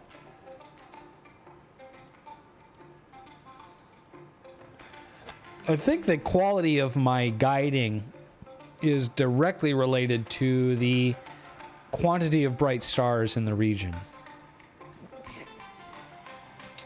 Which, I mean, that should be kind of a no-duh kind of a statement.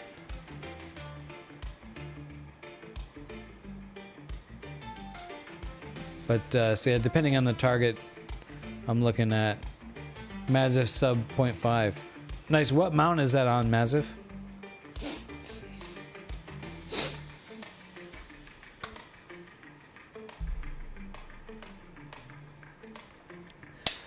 Yeah, I think most nights average for my mount now, I'm doing, you know, somewhere around 0.7 for a good night. Oh, Lost Mandy G11. Yeah, those are like some nicely machined stuff. They make those in Hollywood. Our friend Dano on the Discord, he has a new Lost Mandy. I don't know which one. Oh yeah, I see some O3 in there. There's a little bit of signal there. Look at that. So is that quite the orientation that I was thinking of? Oh, it is. Okay. Yeah, it is. Yeah. We're there, buddies. We're there, guys. I'm not your buddy, guy. Yeah. I think it's perfect. I think this is exactly what we want. You know, yeah. So very faint signal here, but looking at the image, yeah. So it's sort of going diagonally left to right down there. I don't know if you guys can see that. Oh, wait, hold on. Let me bring up the full screen of the sub. That'll be better. Here, snapshot. There you go. Yeah, I don't know if I'm not imagining, right? But there's definitely a swoosh, a swooshy swoosh there. Yeah, and there's kind of 3 stars in the middle of it. So, yeah. That is what we are looking at. Yeah, bright star. Then you got 1, 2, 3, 4. Bright star, 1, 2, 3, 4. I've been getting pretty good at star hopping from doing visual astronomy and looking for patterns in the stars like that, right?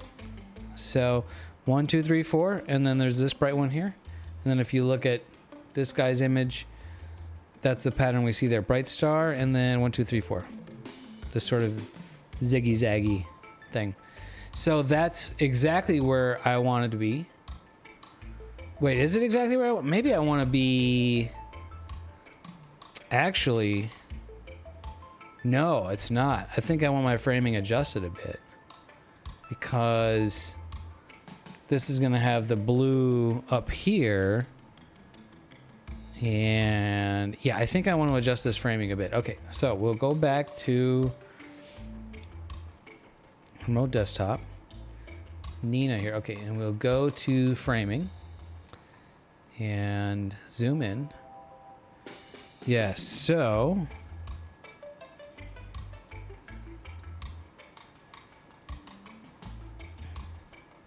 it's like it's super important to get this now, because then you're committed to the framing for, hours, right? So let's see. Do I want it right in the center? Maybe I don't want it right in the center. Maybe I want like a rule of thirds thing going on. Like maybe I want it like this.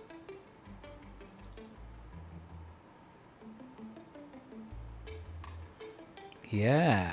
All right. Okay. Now we're talking.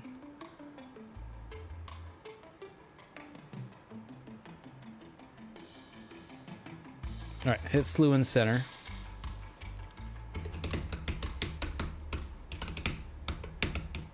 Thanks for hanging out with me tonight, guys. It's been a lot of fun so far. I'm glad that I went through the effort. I kind of spent a couple of hours getting all my streaming shit set back up again after having to reinstall Windows, and I've been kind of... thank you, Mazif. Yeah, I've been kind of like dreading doing that, getting all the drivers set up and the layout and stuff, and I'm glad I did. Okay, we will do another 3-minute snapshot exposure. Let's see if that looks better.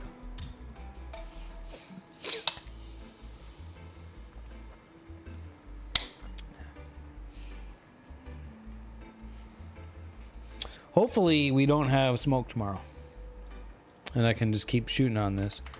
But I think that's not going to be the case.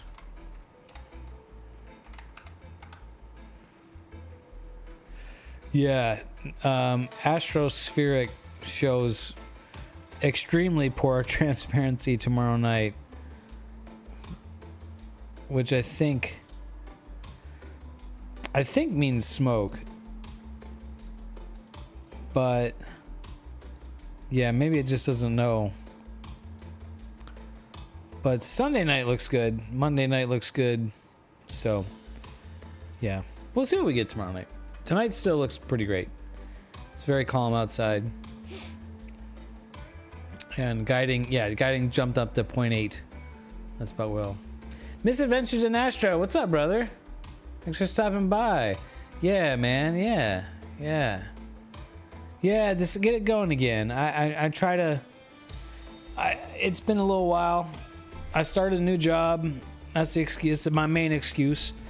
Primary excuse is have a real job now, which is a legitimate excuse.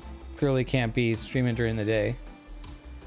Secondary excuse is I reinstalled Windows, and so I had to reset up all the streaming shit. You know, all the OBS overlays and that the software and stuff for getting this camera to work is like a whole thing. And yeah, I'm like down a monitor. And maybe I could get this monitor to work, but it was acting fucky before I reinstalled Windows. I don't kind of want to... I mean, I still have 3 monitors. I have plenty of screen real estate. So, yeah, right on. Yeah. Fortunately, I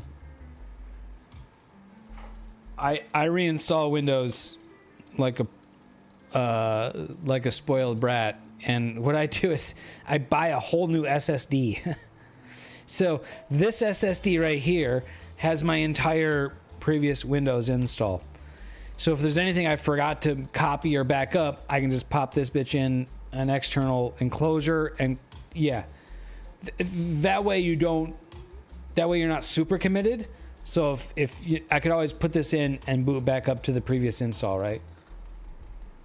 And then I have an extra 500 gig SSD. Isn't that neato? All right, here's our new framing. What do we think? Let me bring this up full screen style. Which, I mean, you can't see much, but yeah, it's gonna be there. We're getting a new. We're getting set up on a new target tonight, and as I'm learning the planning of your project, starting a new project, it's like this new phase, and the planning phase is super critical because you get your framing and then you're stuck with it. And I'm like, I want to shoot like 100 hours or, you know, I don't know, maybe 50 hours, 100 hours on this target. You better be happy with your framing from the beginning, right? So we're shooting an object that kind of doesn't really, it sort of has a name. It's well, I'll just show you. This is what we're shooting. So this is a beautiful shot. This is like a wider field of view. Obviously, I'm sure many people recognize Crescent Nebula in the Sator region, but we're going for this guy down here. This is an O3 bubble, maybe you call it, that is being generated by Wolf Rayet Star 134, WR134. If you look these up on ASStroBin, there's some pretty incredible shots. This one is kind of lacking on the O3. There's a lot more O3 in here that this guy's shot doesn't have. This is a great, I mean, this is a beautiful shot. I'm not criticizing this guy, but there's more detail in there. And nice H alpha background, right? Nice hydrogen flowing, hydrogen waves, and so this is what we're framing up. And so my framing is going to end up being kind of something like this.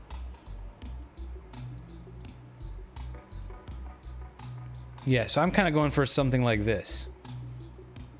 Some nice detail in the hydrogen. So we look at the star pattern here. We've got this sort of zigzag of 4 stars, 1, 2, 3, 4, and then this one. And so there's that star, and then 1, 2, 3, 4. So actually, I think I should move. Yeah, I'm gonna need to move down. Oh, what a great resource this is, right? So I think I need to move mine down. Rule of thirds, right? And I need to move those down more. So let's do that.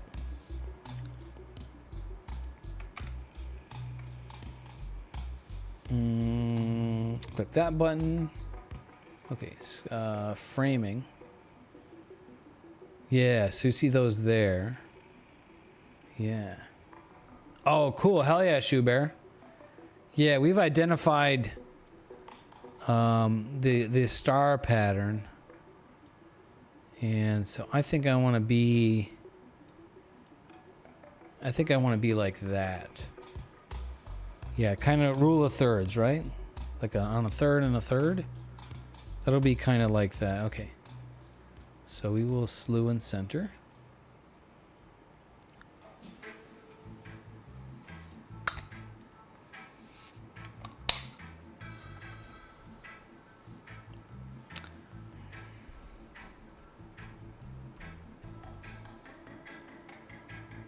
Yeah, I think I shoot the H8 from home, and the oxygen. I think I go to the like Bortle 2, Bortle 3 dark sky sites, and just get like two solid nights on the O3. You know, you get like 7 hours a night, 6-7 hours. You know, 14 hours of O3 from a really dark sky site. Then this will be like chef's kiss. Which I don't know which hand gesture is chef's kiss. Okay, we should be slewed and centered. And guiding's still looking good. We'll shoot another one. Yeah. Obviously very faint on the O3 on this target, so. Oh, that's fantastic, man. Oh, shit. I should just quit now. Shoe Bear. Coming in hot. Oh, I love it.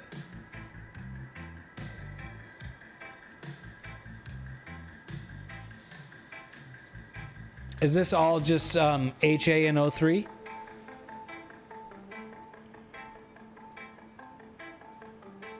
Well, let's get some other specs too. What kind of rig? What scope? What camera? Looks like a square sensor. Yeah. Yep. Yeah, so it looks like with this amount of data, it looks like it's just kind of this like one wave, but it's really a whole bubble. I'll find some more on ASStroBin. Hip to be squared. No. 16 by 9. 16 by 9. All right, I gotta piss. I'll be right back. Red Cat 51, player 1, 533. Yeah, buddy.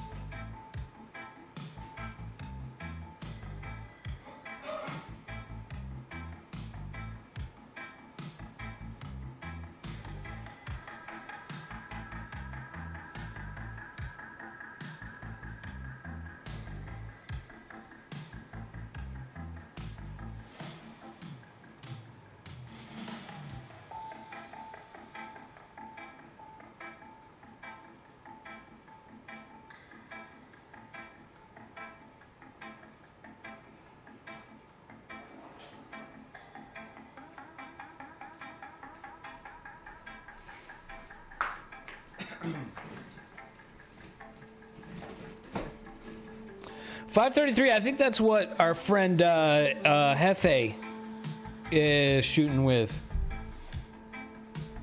Yeah.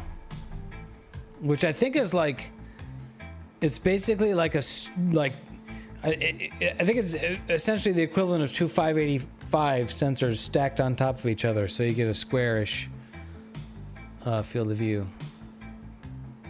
Oh, look at that, almost perfect timing.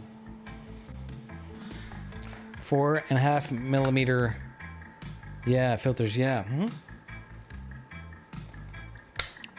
Yeah, I think I'm using the QHY Minicam 8, which is IMX 585 sensor, and I think it's the filters are 7 nanometer, so definitely would be better with some more Yeah, more narrower. Boom, boom, boom, boom, boom. Okay, we have another image. Okay, I think this is what we want. So, yeah, I can kind of just barely see it there. Let me see if I can find.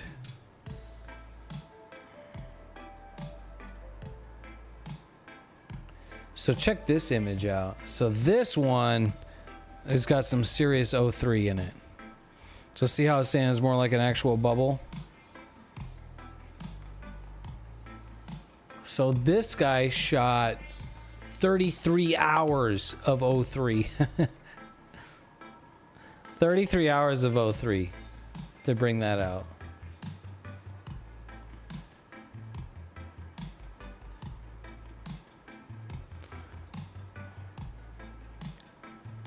Yeah, look at that shot. Let me share this in the chat. So, to give credit. So, kind of want to look at that to get, you know, an idea of, okay, I think this next framing is not, well, it's tough.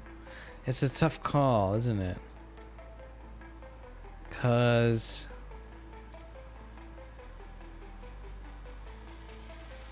I mean, it's like this big circle here. Now I wonder if I'm going to be like cutting it off, you know? Like I might be clipping it down at the bottom here. But if I go here,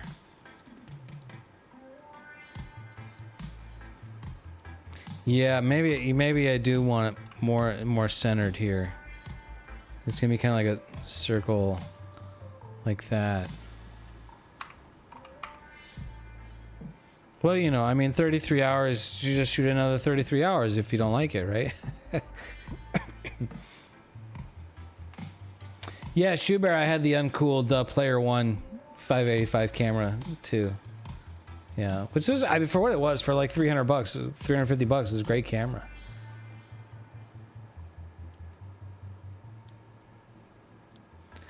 All right, make a decision. I think I'm gonna err on the side of more centered. What do you guys think? I don't know if you can tell what I got going on here.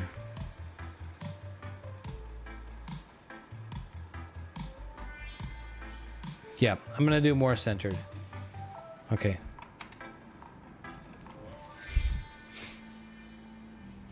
Framing. Slightly more centered. Okay, we're calling it good there. We're setting up the sequence.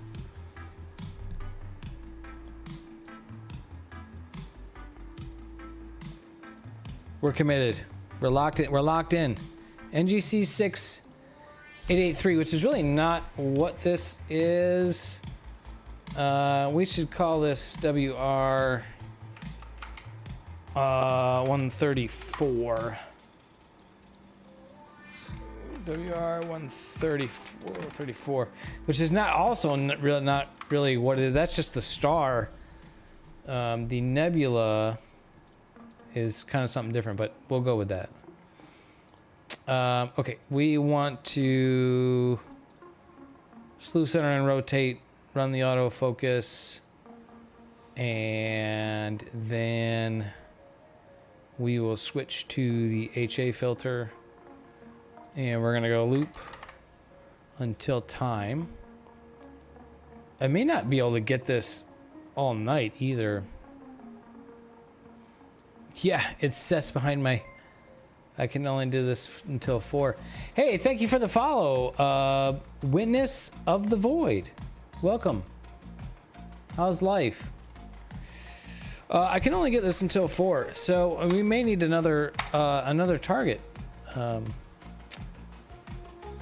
Because we have another half an hour after that sets. And I'm happiest with, I think, 180-second exposures. So yeah, switch filter HA, and I think we'll just run that.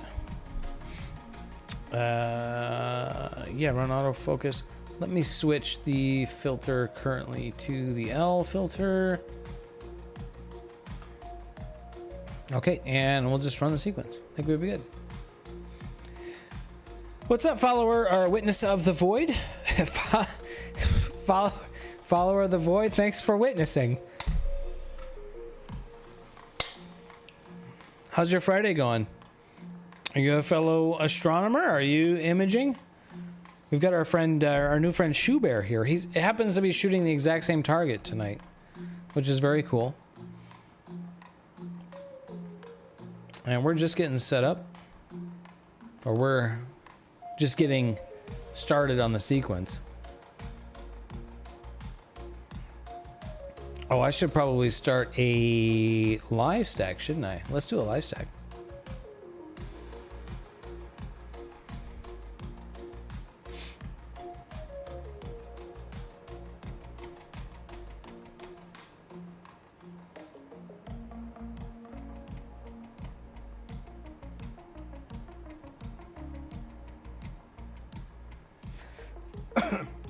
So we shot 03 just to get the target aligned, but because it's a full moon, well, the full moon's tomorrow night, but it's like 99.8% moon, the 03 data wouldn't be great. So we're gonna shoot HA data, which should be decent, and during the full moon. So we're just using the 03 to get the object centered and aligned. We can just barely see the 03 signal. Well, that's fine. We get the framing, the composition that we want. Then we shoot HA, because it's better to shoot HA when the moon's full.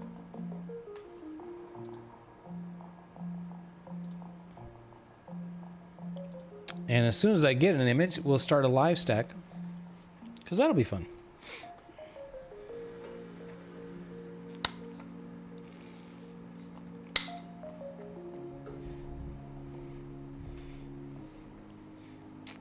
We are autofocused.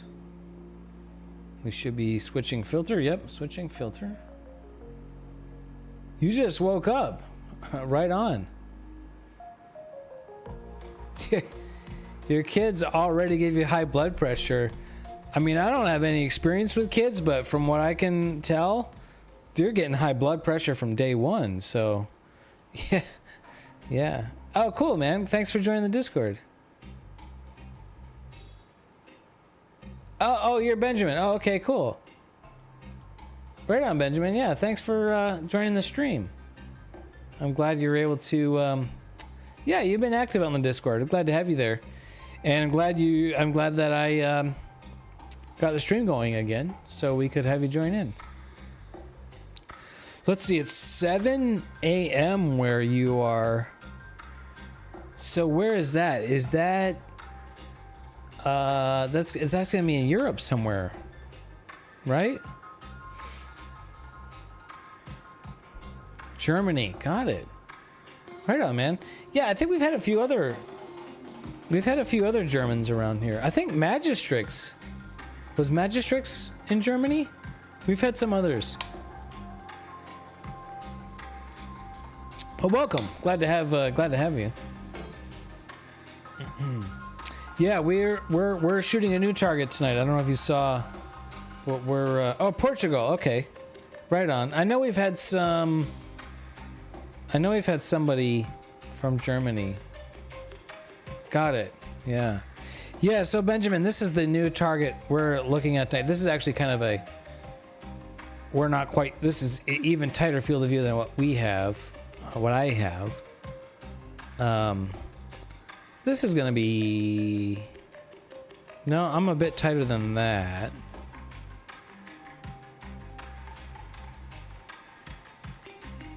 But it's kind of cool to see this in relation to the crescent. So I just shot the Crescent Nebula recently. And so this object is over here. So this will be a fun one. Wolf-Rayet goodness, yes. Well, the Crescent Nebula is also caused by a Wolf-Rayet star, from what I understand. So, boy, he's got a lot of... Look at this HOO. This is pretty good. Wow, look at this. Yeah, look at this cool... Some cool stuff here. What did this guy shoot? He shot 19 hours of O3. Okay.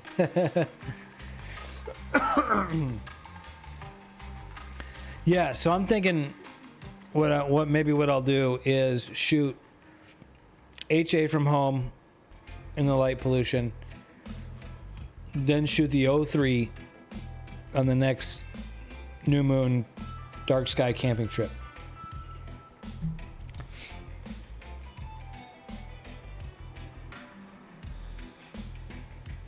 That's kind of my plan.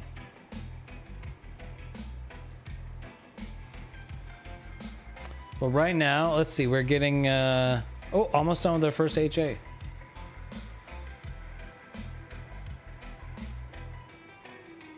There we go. Well, that probably looks pretty. Let's get the full screen view of that. Oh, let me get the live stack going. Script easy processing suite. Easy live stack. Start a new live stack. Gotta get the August 8th. We are a full week into August now, guys. Summer is just zipping right on by, you know? And we'll just start watching folder. Okay, now let me get you the... Let us get us the full screen. So there we go. I mean, to the uninitiated, that might not be a very exciting image, but I see nice, you know, with integration time, this will come out, and it's only 3-minute exposure. Yeah. Yeah, you think so, Strat? I think so too. Yeah, it's gonna be like here, you know, yeah.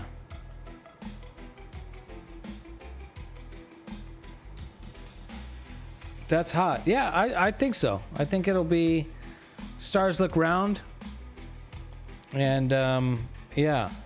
There's nice background HA. So we'll the stretch looks a bit more aggressive in the live stack view here.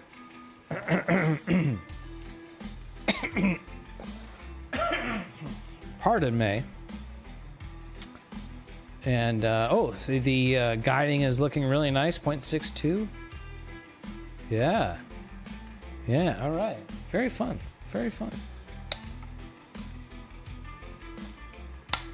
it'll be another HOO image.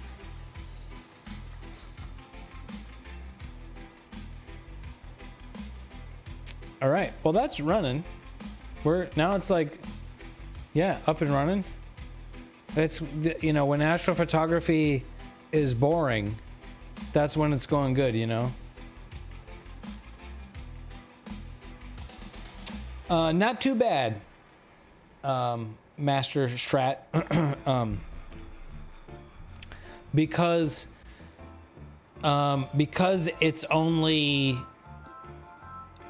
because it stacks only as a new image comes in. So it's only like hitting the CPU, well, every 3 minutes, right? Because I'm doing 3-minute exposures. So it handles it just fine. You know, if you were doing something like, you know, 30-second exposures or something, maybe it would bog it down more. You know what I mean? So,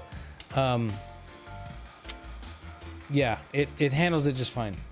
If you start the live stack when you already have, if you start the live stack, at least the way the easy live stack script in Pixinsight that I'm using, the way this works is you select like a watch folder, and it just watches that folder, and when a new exposure comes in, it adds it to the stack, right? So if I forgot to start the live stack and then I came back like 2 hours later and there was like 50 images in there, and then I started watching the folder, then it would totally bog the thing down because it's stacking. It has to get all 50 of those one right after the other, right? It doesn't have time to take a breath, right? So when you start up like this, when I don't have any images in the folder or just 1 or 2 images, it's fine. So hopefully that makes sense. Yeah.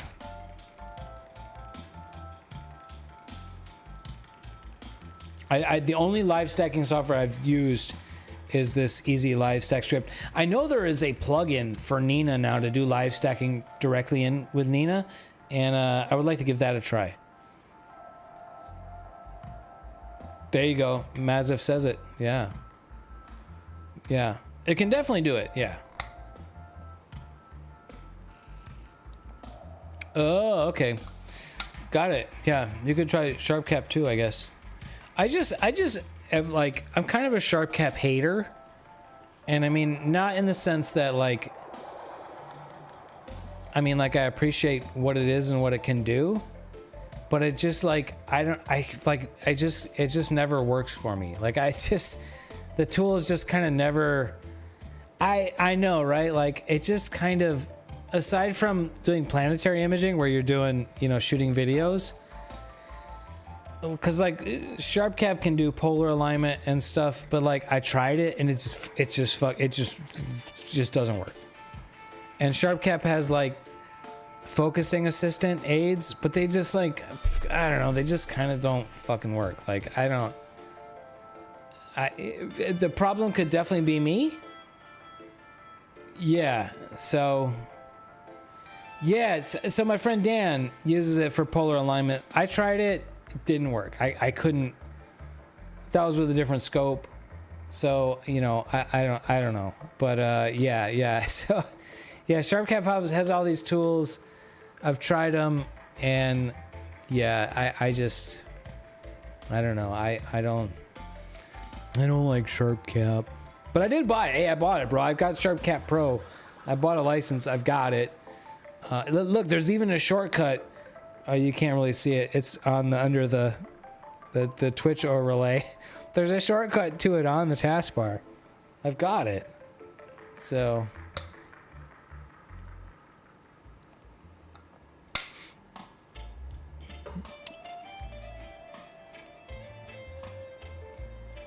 oh yeah, look at this. Now we got 3,000 a live stack already starting to see just like it's like HA waves.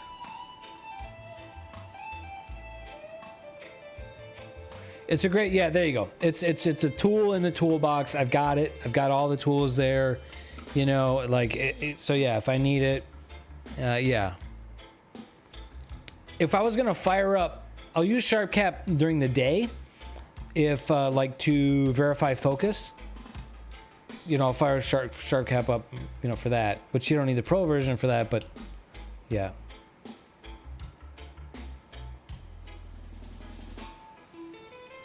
There you go.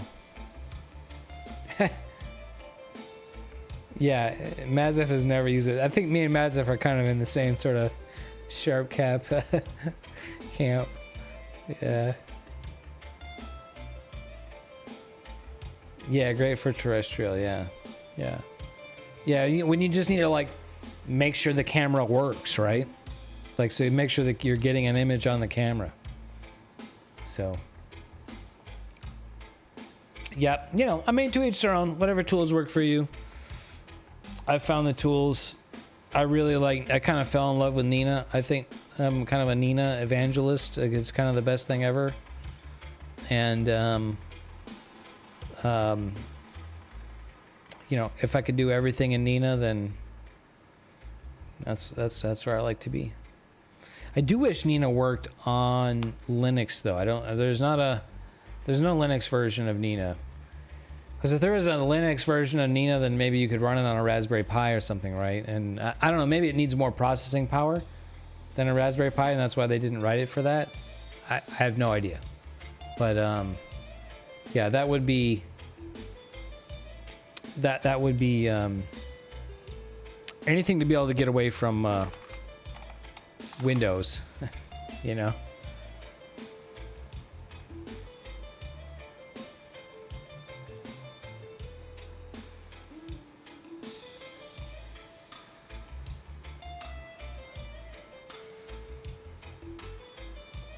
Yeah, they don't say anything about yeah, I don't know, the Linux version, but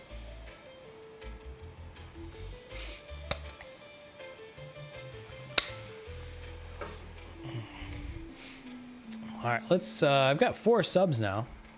Kind of scrutinize them, look at the stars here. Round, round, round, round. We're rocking and rolling. Yeah, good looking guiding, good looking stars. Good looking live stack. The only thing that's kind of a bummer about this is, like, you know, one of the coolest things about astrophotography is like waking up in the morning to your data and then processing it. You know, I could do that, but it's just gonna be a black and white image, you know. Like, I really like to have that color image, you know, to get started, but I think I'll just have to exercise patience on this one. Let's let this run in the background and process this image. This is what we were going to start on. This is the Tulip Nebula, which will be a Hubble palette image. And I've kind of got a workflow for this. I've processed this a million times now. We're up to 15 hours of HA on this image. So I want to go through this again, just because it's cool to do. Kind of share my techniques. So I've already done the stars. These are RGB stars. I shot RGB. I blur exterminated, extracted the stars. We'll stretch them later, combine the stars in. And so we'll do the main image processing. And I think what I do is, what I've found is, I just make, the first thing I do is just make the color image. And so my blend will be, I use Pixel Math. And my blend is, the red channel is all S2. And then green channel, I've been doing 0.25 S2 plus 0.25 O3. Oh, what? I forgot a step. I do remove gradients, especially the O3 image. O3 image, I'll use SETI Astro's. What is it? Automatic DBE. Because the O3 image definitely has a gradient.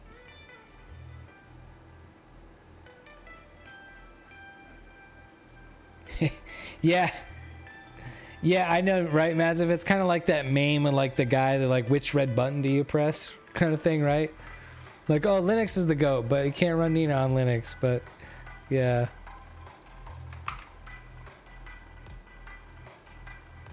I'm not really a Linux, I mean, I'm not really a Linux guy. The only reason that I think I would like to have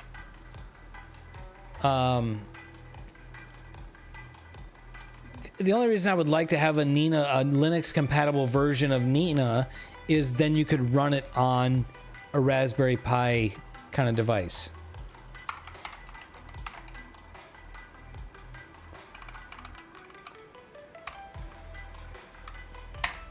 Okay, so for green channel, 0.25 S2, 0.25 O3, and we do 0.5 times HA. And then the blue channel, I do O3, ADBE, destination, create a new image, RGB color. Whoops, you have to do the square, not the circle. Duh.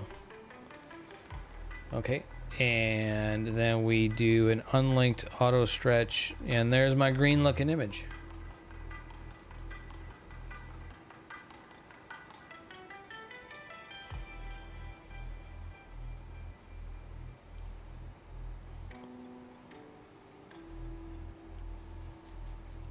Yes, Mazif, yeah. That's why I like Raspberry Pi, right? So every other combination of OS and system is clunky in comparison. I've only really used Nina, Magistrix.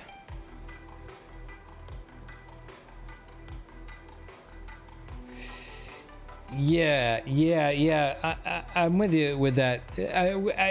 Misadventures. Mainly for me, you know, it's this anything that's a sort of forced, locked, tied-in ecosystem. So you know, if ZWO things only work with ZWO products, then I'm not interested, right?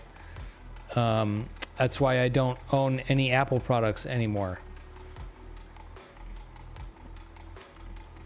I mean, Mac OS X is a great operating system. I really like Mac OS X. I love the Unix-based, you know, Linux command line is great. Mac OS X runs on. And yeah, so yeah, and Windows is Microsoft trying to going in a similar kind of direction. Hey, Shoe Bear, thanks for stopping by, man. Thanks for the follow. Thanks for joining the Discord. Look forward to seeing your progress on your image. Yeah, your image is going to give me motivation to keep working on my image.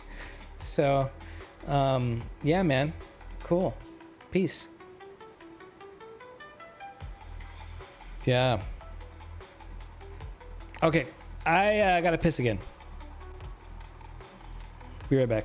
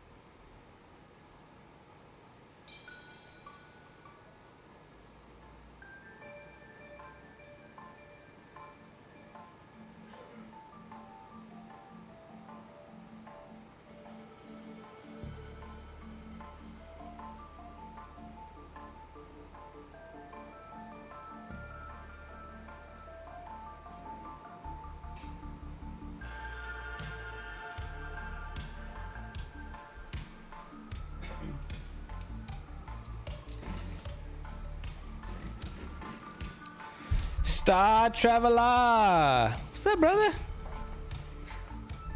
Good to have you here. You love the green. Yeah, I don't know what that word is. Romulan. But I'm glad you like it. We're gonna get the fuck rid of it, but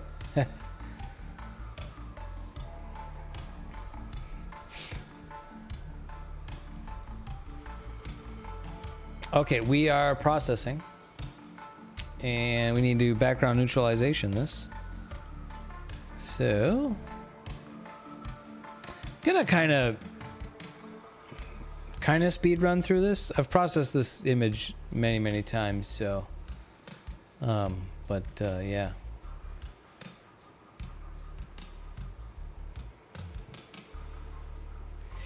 Yeah, that's the thing, Mazif. Yeah. I mean, like, so it's a very similar analogy to Bamboo Lab printers.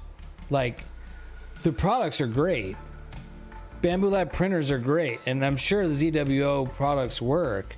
And I don't know to what degree they are. I've never used them. I'm not really familiar, right? I am kind of just repeating shit that I hear from other people.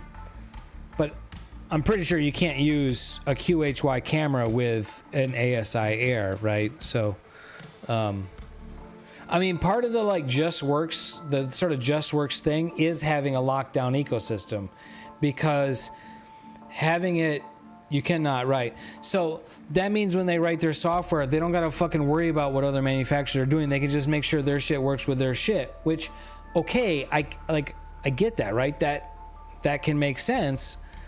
And a lot of the reasons that people have compatibility issues is because this driver and this thing and mixing stuff.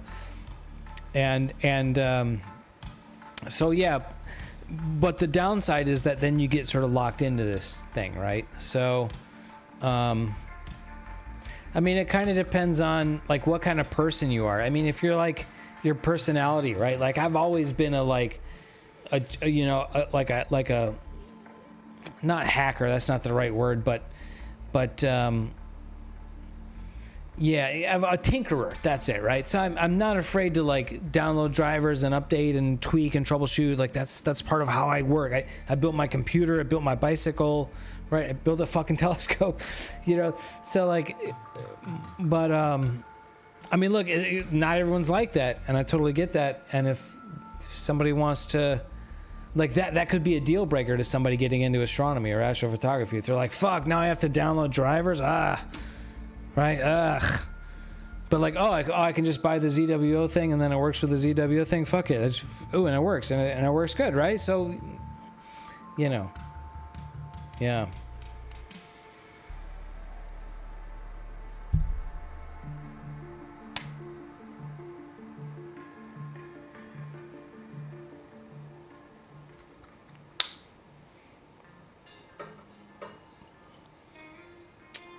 Yep. I feel you guys. All right. What's the next step? I'm losing track here. I have background neutralized, which means the colors are sort of where they're supposed to be, and we blur exterminate.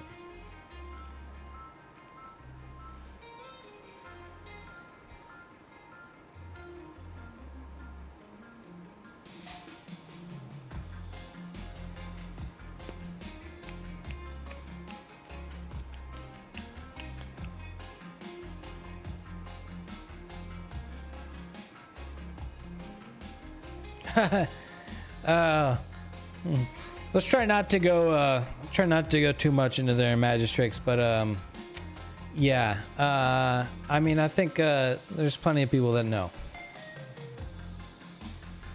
but yeah.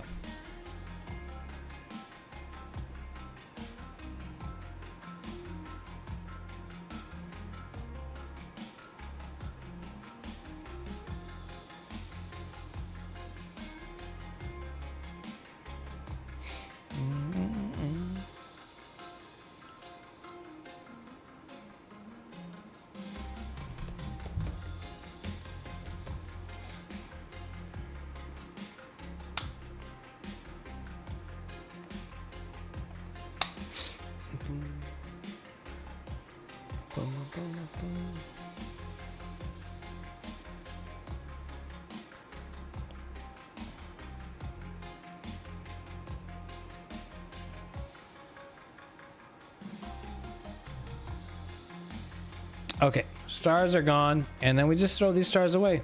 We don't need them.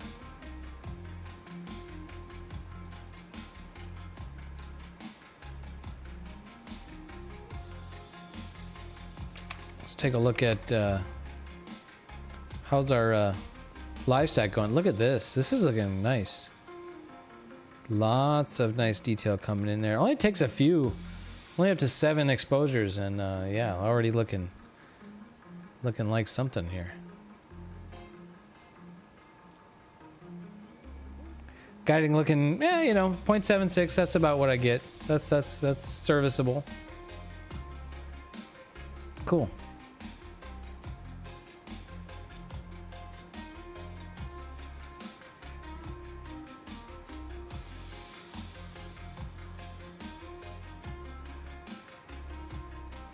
Yeah, once Nina is locked in, it's a breeze. Is a good way to put it. It is a bit of a thing to get set up.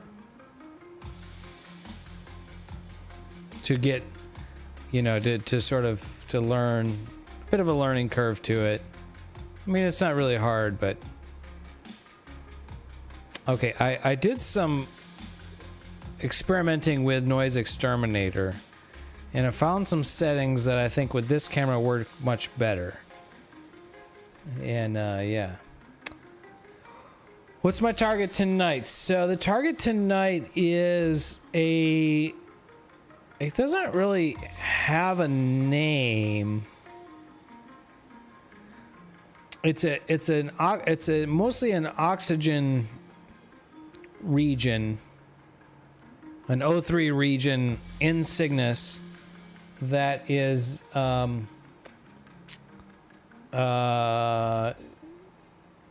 similar to the Crescent Nebula. Oh, you know what? Let me our friend, our new friend, one of our new friends shared his image. Our friend Shoebear. That's it. Yeah, it just so happened to be that we have somebody new show up in the stream tonight, Shoebear, who it just happens to be shooting the same target. How cool is that? So, this is it right here. So probably most people will refer to this as Wolf Rayet 134, WR 134, but that's just the star. That's not really the name of the nebula. So there's this blue bubble and wave, like shockwave front from a Wolf Rayet star, right? So, which I don't know which star that is. Maybe it's this blue one here. And so Shoebear's image is a work in progress. And so I'm just now starting it. So I'm just going to shoot the HA. I'll shoot the O3 when there's darker skies. So, but that's not what this image is. This is my image of the Tulip Nebula that I've also been working on. And I will definitely go back and add more data to this as well. But, yeah.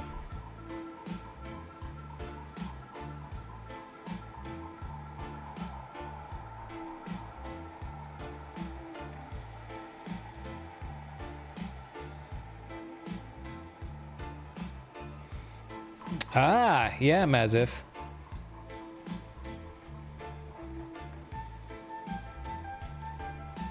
Yeah, you don't want stability issues with your astrophotography rig. Like, this shit needs to be solid, right? Because you need to be able to run this like all night and just have it work.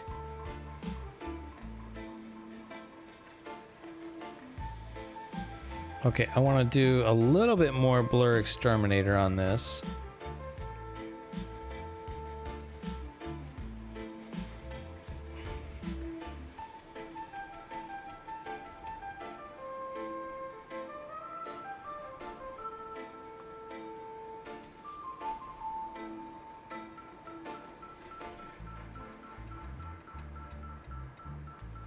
These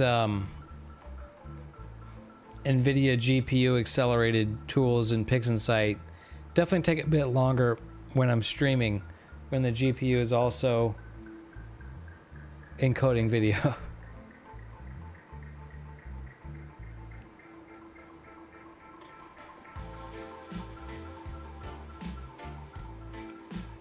Yeah, that sharpened it up nicely.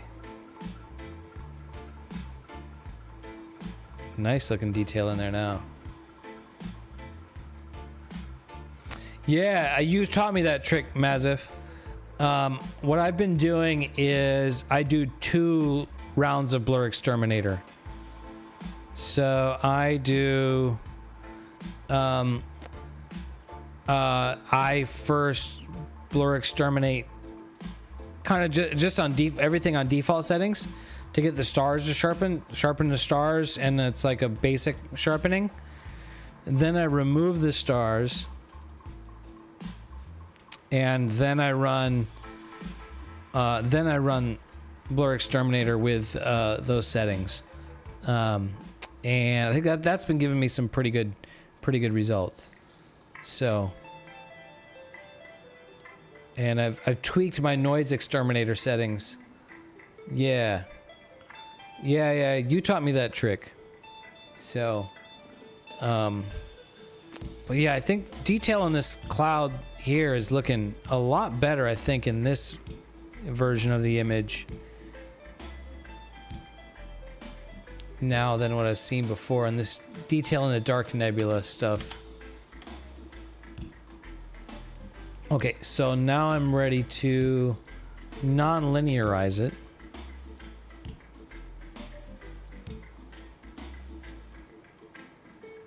kill the auto stretch on that. And it's pretty close. I'll probably just bring the darks up a bit.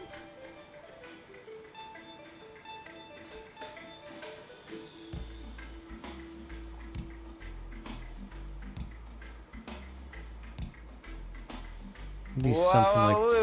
Very nice. I don't want to do. Thank you. Very nice. Oh, he's back. Mithridites. Astro is back. Yeah, we are working on this image. This is my Tulip Nebula shot. Just non-linearized it, and I need the image identifier to say I. Cool, man. Good. Congrats. Were you at the museum tonight?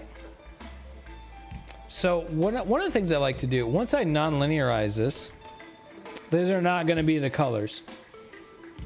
We're not going to be green like that. That'll be coming up. Well, one of the things I like to do is once my main image is non-linear, I like to stretch the stars, and I use SETI Astro's star stretch script for that. And I think the value on these is about 3.5. And just hit execute.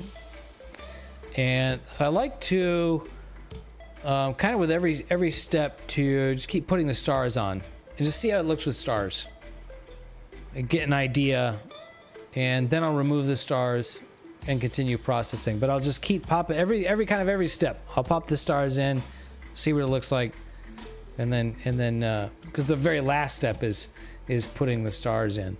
But I want to see like each step of the way what it's going to look like, and I'm already kind of liking this.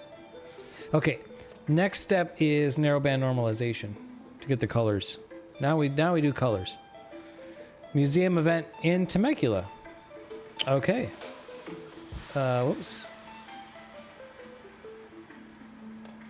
Hopefully your drive back home was without traffic and incidents on the freeway. So narrowband normalization, and we do SHO mode.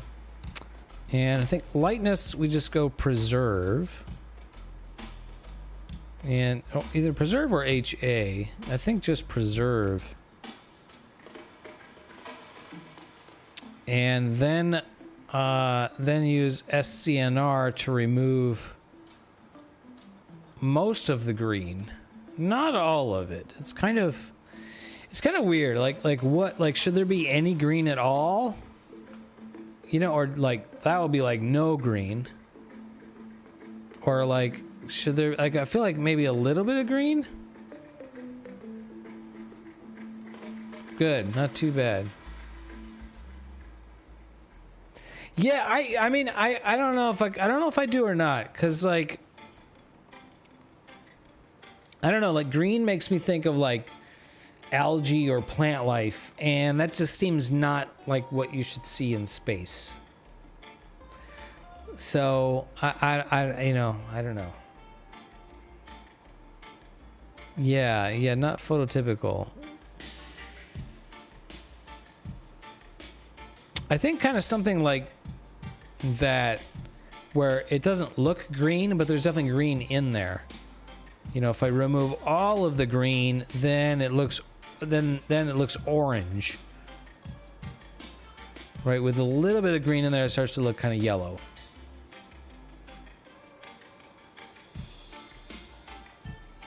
Uh, 4 hours on the Garlic Nebula. Now that's not one that I've heard of. Okay, and then I do a bit of S2 boost. That kind of brings up the orange here. Maybe not too much, because my S2 data isn't that great now. I need more S2 data. And then a bit of O3 boost to get the blue a little more blue. Okay, I think that's what I want.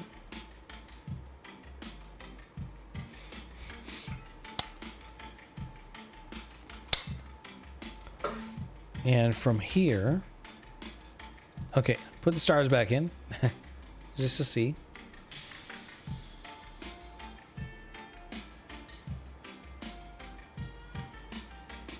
It looks kind of Yeah, I don't know, maybe kind of lacking detail. I'll have to compare it to some other ones. We're not quite done yet. We'll add more contrast and stuff. I do range selection to make a mask. We'll do local histogram equalization on the nebulous parts.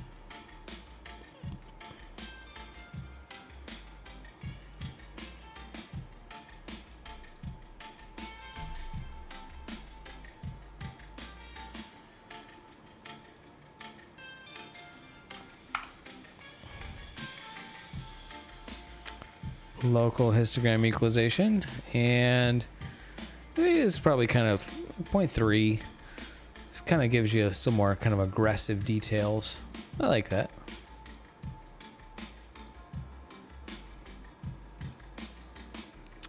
Oh, Maziv shot the Tulip last year. Tulip. Yeah, so this is going to be just mostly HA, right? On the 6-inch Newtonian. Yeah, that's pretty nice. I like it.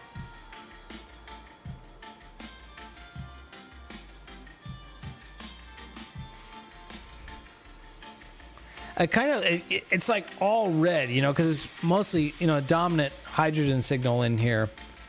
And that kind of makes it not that interesting. I mean, of course it's still interesting, but you know what I mean? It's kind of less interesting. But then I'm kind of torn because I kind of don't really like this palette. Like, I don't really like it yellow. You know what I mean? I like the red. That's why I really like the HOO images like this, because I really like the red and the blue, right? Those are really good contrast of colors. So, you know, it's just kind of and I could do a color palette of this that's got, you know, like red and blue. Yeah, right? So, you know, the Hubble palette is, I don't know, maybe it'll grow on me. I'm kind of not in love with it. But I'm not really in love with the color palette, but I'm in love with that you can see the separation. Like, this looks like so much, doesn't work on all targets, sure. But like for this target, like with your image, everything's just red. So, you know, you can see what I mean when I say it's not that interesting. Of course it's interesting, but it's just flat. This, now you have separation, and it looks like there's this blue core with this, you know, this yellow perimeter. Yeah, let's see some different a different take on it. Okay, so we're kind of mostly good. Probably needs some more contrast. Definitely needs some more contrast.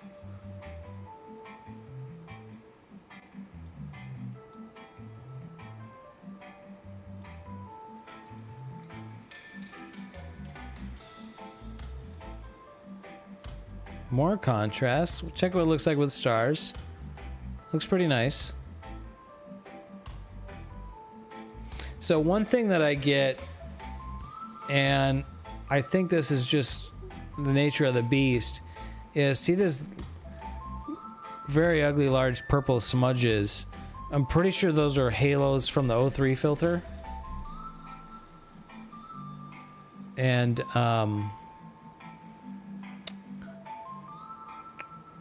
I'm pretty sure I'm not alone in that. I think that's pretty common, right? To have halos from the O3 filter. So the only way I know really to deal with them is to just clone stamp them out. Which is kind of lame. But, you know, could be worse.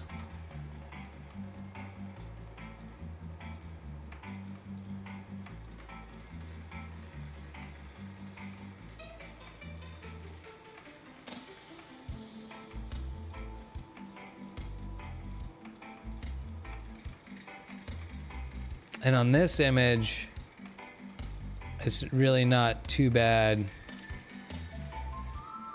at all, because these smudges kind of just end up under some pretty abstract looking backgrounds, so they're pretty easy to deal with. That's gone. Most of them are. Kind of just looking for these ones that ends up looking more purple.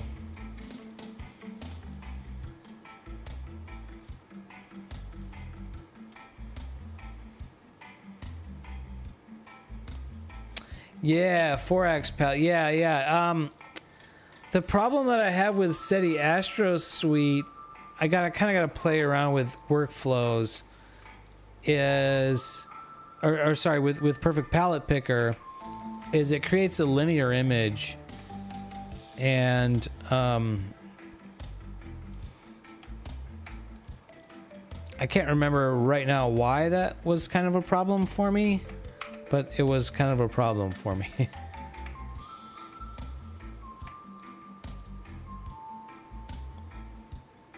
Yeah. I can't remember. Chegg the Meg, thank you for the sub. 5 months. Appreciate you. Also, welcome.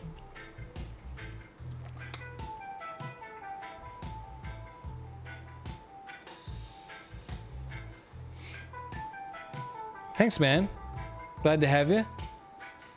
And thanks for reaching out about that affiliate link with Agena Astro earlier. Looking forward to seeing what you got cooking with that.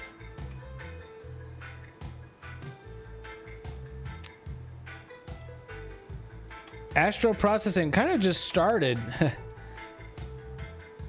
So it's going well. We've got some imaging going too. I think I'm done clone stamping, at least for now. This is what we got going on the Tulip Nebula here, which I've processed this like a million times. I have this like memorized in my head, but I've added more data. So I'm now up to like 20 hours. Oh, hold on. This one is 25 hours now.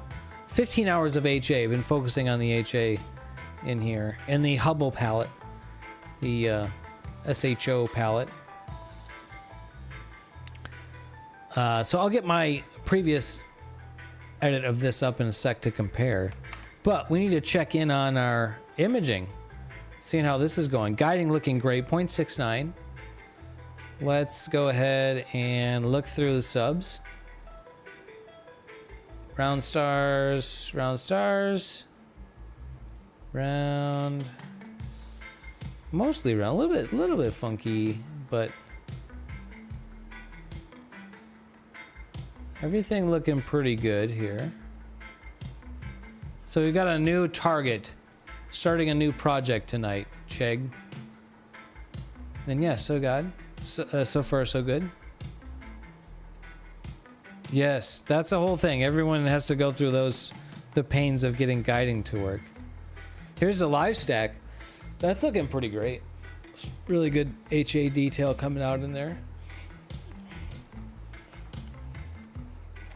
So before you joined in, we had a new follower, a new friend, Shoe Bear, come in and chat. And turns out he's shooting the same target that I am tonight. What are the chances? And he shared his image, his work in progress image. This is mostly hydrogen, but with an oxygen bubble, an O3 bubble caused by a Wolf-Rayet star. So most people refer to this target as WR134, Wolf-Rayet 134. And I'm just shooting HA tonight, the red, because it's a full moon and the O3 data won't be as good with a full moon.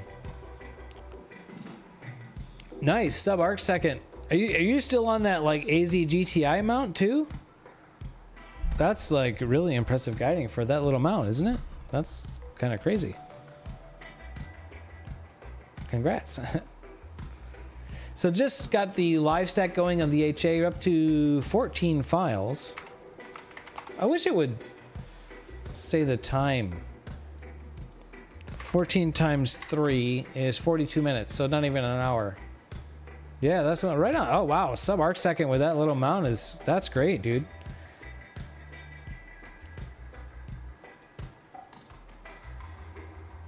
I'm running 0.65 right now, error on mine. And that's really good for my mount. I think I usually average on a decent night somewhere around 0.7 to 0.8. Anything around 0.1 or below is acceptable, usually, I think, for me. For my rig. Yes, took many hours, I feel you. Yeah, the off-axis guider, yeah. Yeah, cool, man.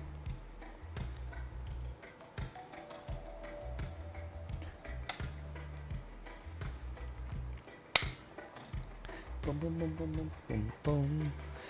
Okay, so I want to compare my previous version of this. Here's my previous version.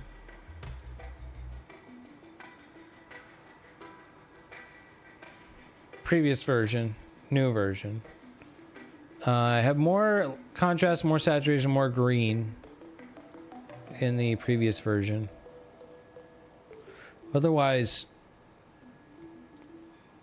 just clicking back and forth, hard to see much difference.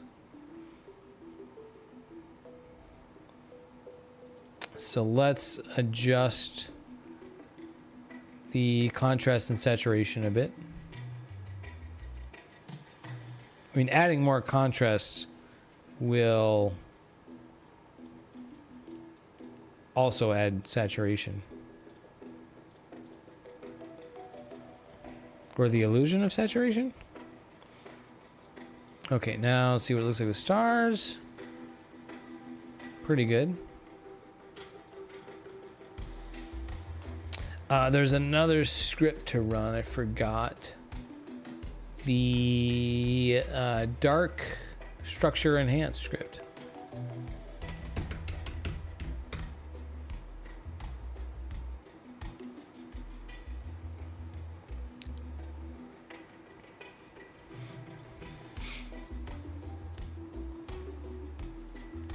Mostly it kind of darkens these sort of pillars in the middle here, which I don't know if I like that or not.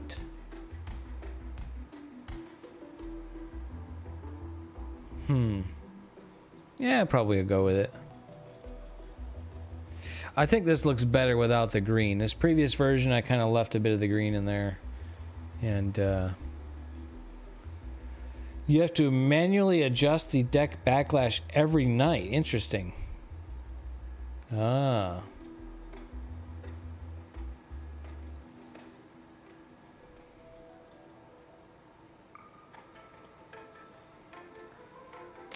You like the green, Massive, or you like it without the green? You have a screw that slowly backs itself out. Well, keep that screw from backing itself out. Put some Loctite or some shit on that.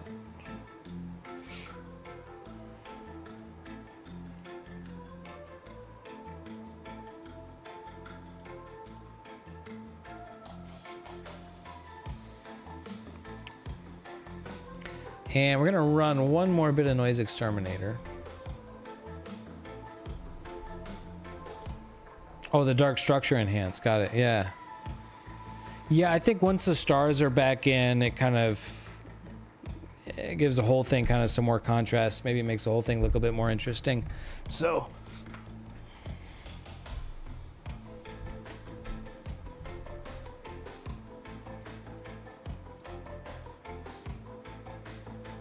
Yeah, noise exterminator just cleans that up a little bit. You kind of have to pixel peep to tell, but. All right. Well, I think that's gonna be it. So this was the previous iteration. I probably have 7 of these now that I've processed.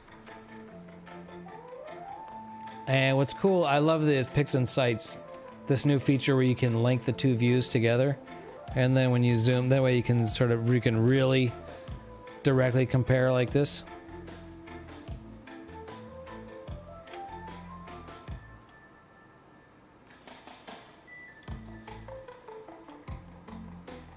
Yeah, this looks better without the green in it.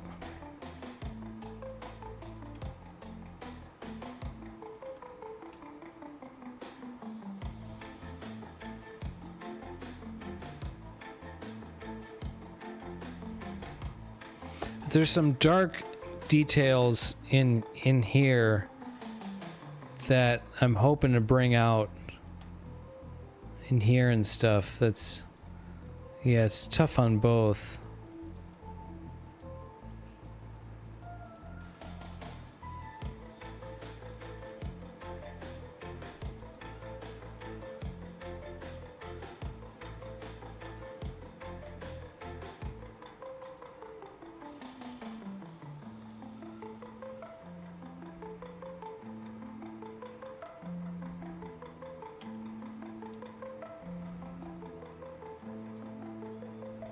Here's this other dark structure. Yeah, I think I definitely don't like the... I think I definitely prefer it without the green. I definitely think, I'm pretty sure, that I don't really like the one with the green as much.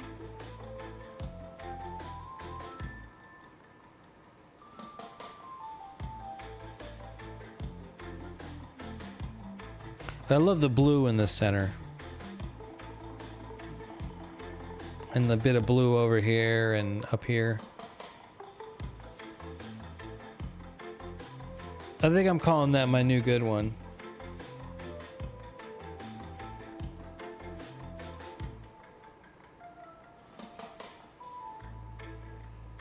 All right, I'm ready to save that out.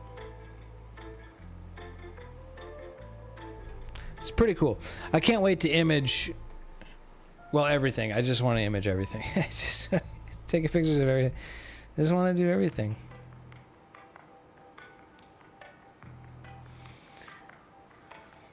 I kind of wish this was a bit more sharp, and maybe I'm just kind of image all things. Yeah, maybe I'm just kind of like, I don't know, like expecting too much from a 6-inch telescope. But I some of the images that I've shot, I feel like they're not quite sharp. And this is one of them. Where, you know, I mean, the processing, I mean, there's good detail in there. I'm not, it just feels like it's not quite sharp, you know what I mean? You're always your own biggest critic, you know?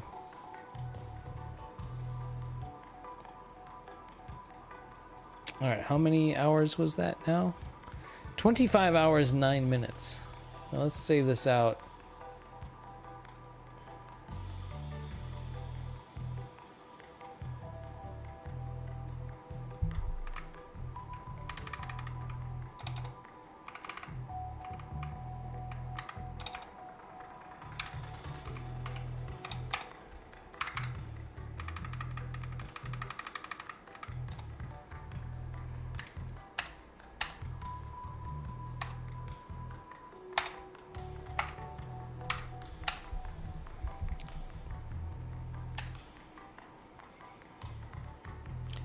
Could that be seeing related? Yeah, sure. Yeah, so I shot this from home, and you know, hasn't been great seeing or transparency the whole time.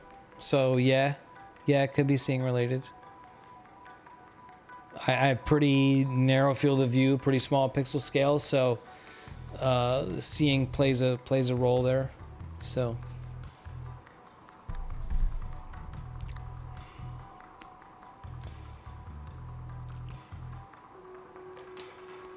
But I mean, look at that image. That's pretty great. I'm not. I'm. You're never 100% satisfied, right? What am I, like 94 on here? I don't know. Maybe 90%. It's pretty great to be able to do this and to have such beautiful colors, and to be able to do this from my balcony is amazing. This was something that was not accessible to me, you know, a few years ago. So that I'm very grateful for, and I think it's pretty great.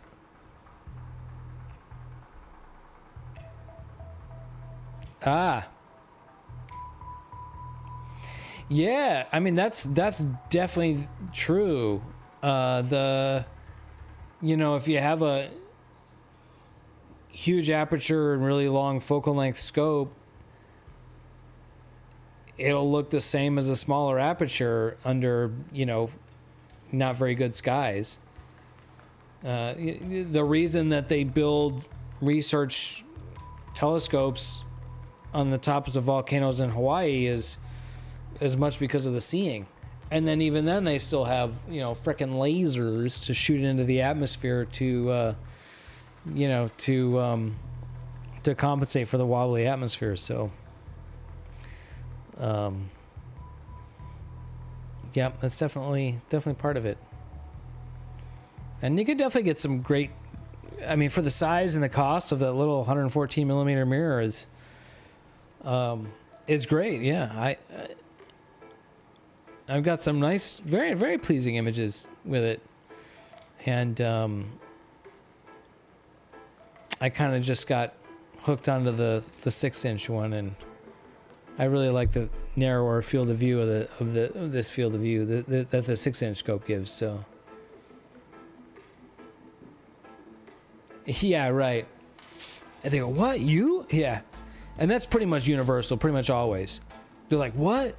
You took that shot? Yeah, you took that picture?" I'm like, "Yeah, you know, like, you know, this is only 25 hours."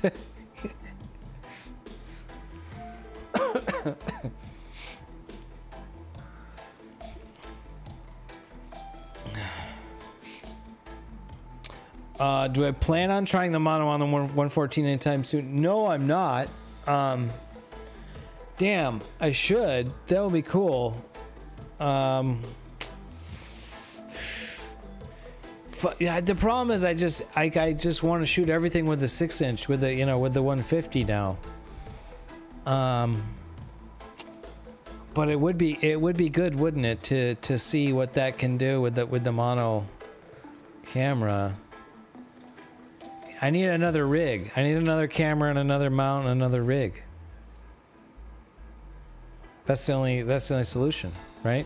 Because that's, yeah, all right, well.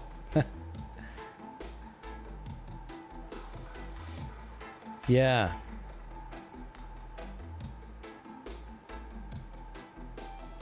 Yeah, show them the money you spent on it.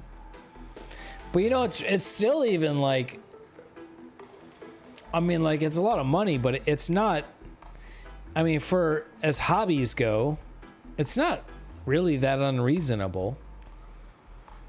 I mean, the cost for an astrophotography rig to shoot images like this, you know, it's on par with you know, any enthusiast hobby, bicycling. I mean, I've spent more money on bicycles than I have on telescopes. People who have spend money on their cars, fuck, you know what I mean? Like they probably spend more on that. So the fact that a sort of consumer hobby level type of budget equipment can do this these days is spectacular. It's amazing. Oh, the Spaghetti Nebula. That's a really large field of view, I think. That one. That's like the 114, but with like an APS-C sensor size, I think, probably. If we're thinking of the same object, I think we are. Cat hair in the face.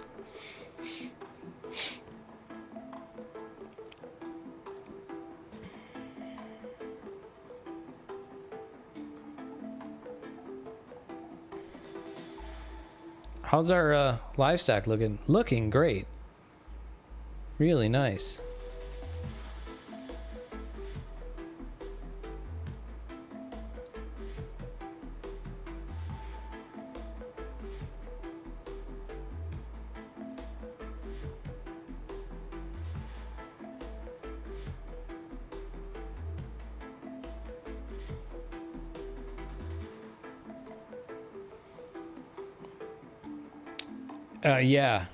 Yeah, or like a C-Star, like for what like a $500 C-Star can do, or that C-Star S30. That thing is at $350. Like, man, it was so hard to get images like that from 2010. So yeah, it definitely has come a long way. Yeah, no, we're living in the golden age of astrophotography right now. This is the, I mean, maybe things will get better, but it's pretty freaking, it's so much better than it was 5 years ago, 10 years ago.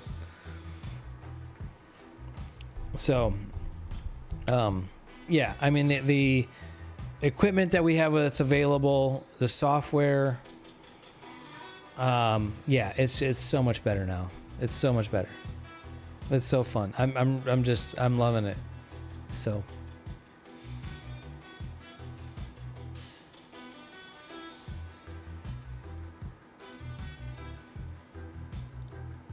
Okay, I do have to go make another piss. I'll be right back.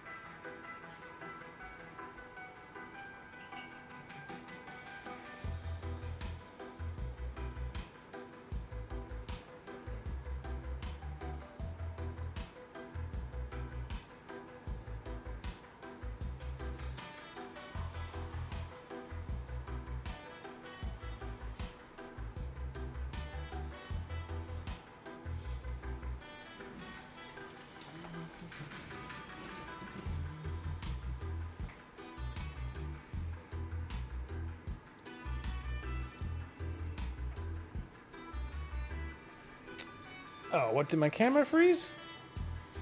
I haven't had a cat cameo yet tonight.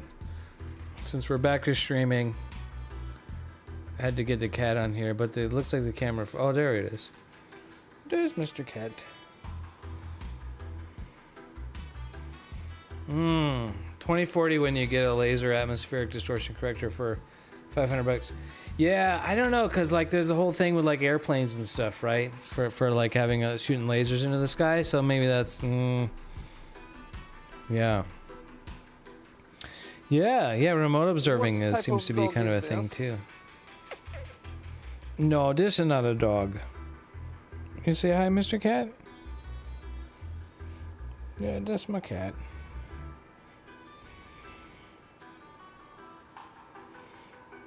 Well, it's kind of late for me. I think that beer is making me a little sleepy. That was a good beer. I think I'm gonna wrap this one up. I wonder if anybody is on to raid. Probably not. Oh, astronomy show's on. Well, maybe we'll raid astronomy show. I wanted to let you guys say hi to Mr. Cat before I go. I'm getting tired. I think I'm going to yeah, get to bed soon. And yeah, stick around, guys, for a minute for the raid. We'll raid astronomy show. He's been streaming for over 4 hours. And, you know, he's talking about astronomy and stuff. And, yeah, thanks for stopping by, Misadventures in Astro. Glad to see you again. And I definitely want to keep talking about that idea of the team project. I mentioned that at the beginning of the stream. The team project with the 3D printed scope. I think that's something we should definitely keep a conversation going about. Maybe this thing that I just started on tonight, because this is going to need a lot of integration time. So, I don't know. It will be fun, though.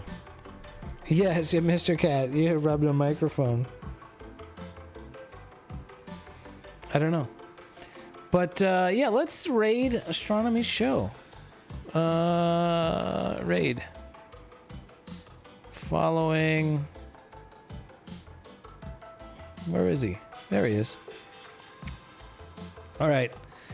We're going to raid Astronomy Show. Join the Discord. If you're not, you guys are already there.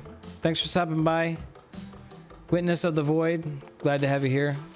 Mithrodites, glad to see you again. Magistrix, you're awesome. Misadventures in Astro. Chag the Meg, you guys are all great. Stick around for the raid. We'll catch you guys. I'll try to get back onto a more regular streaming. Maybe a regular schedule. I don't know, but at least once a week. I should try to do at least once a week. All right. Start raid.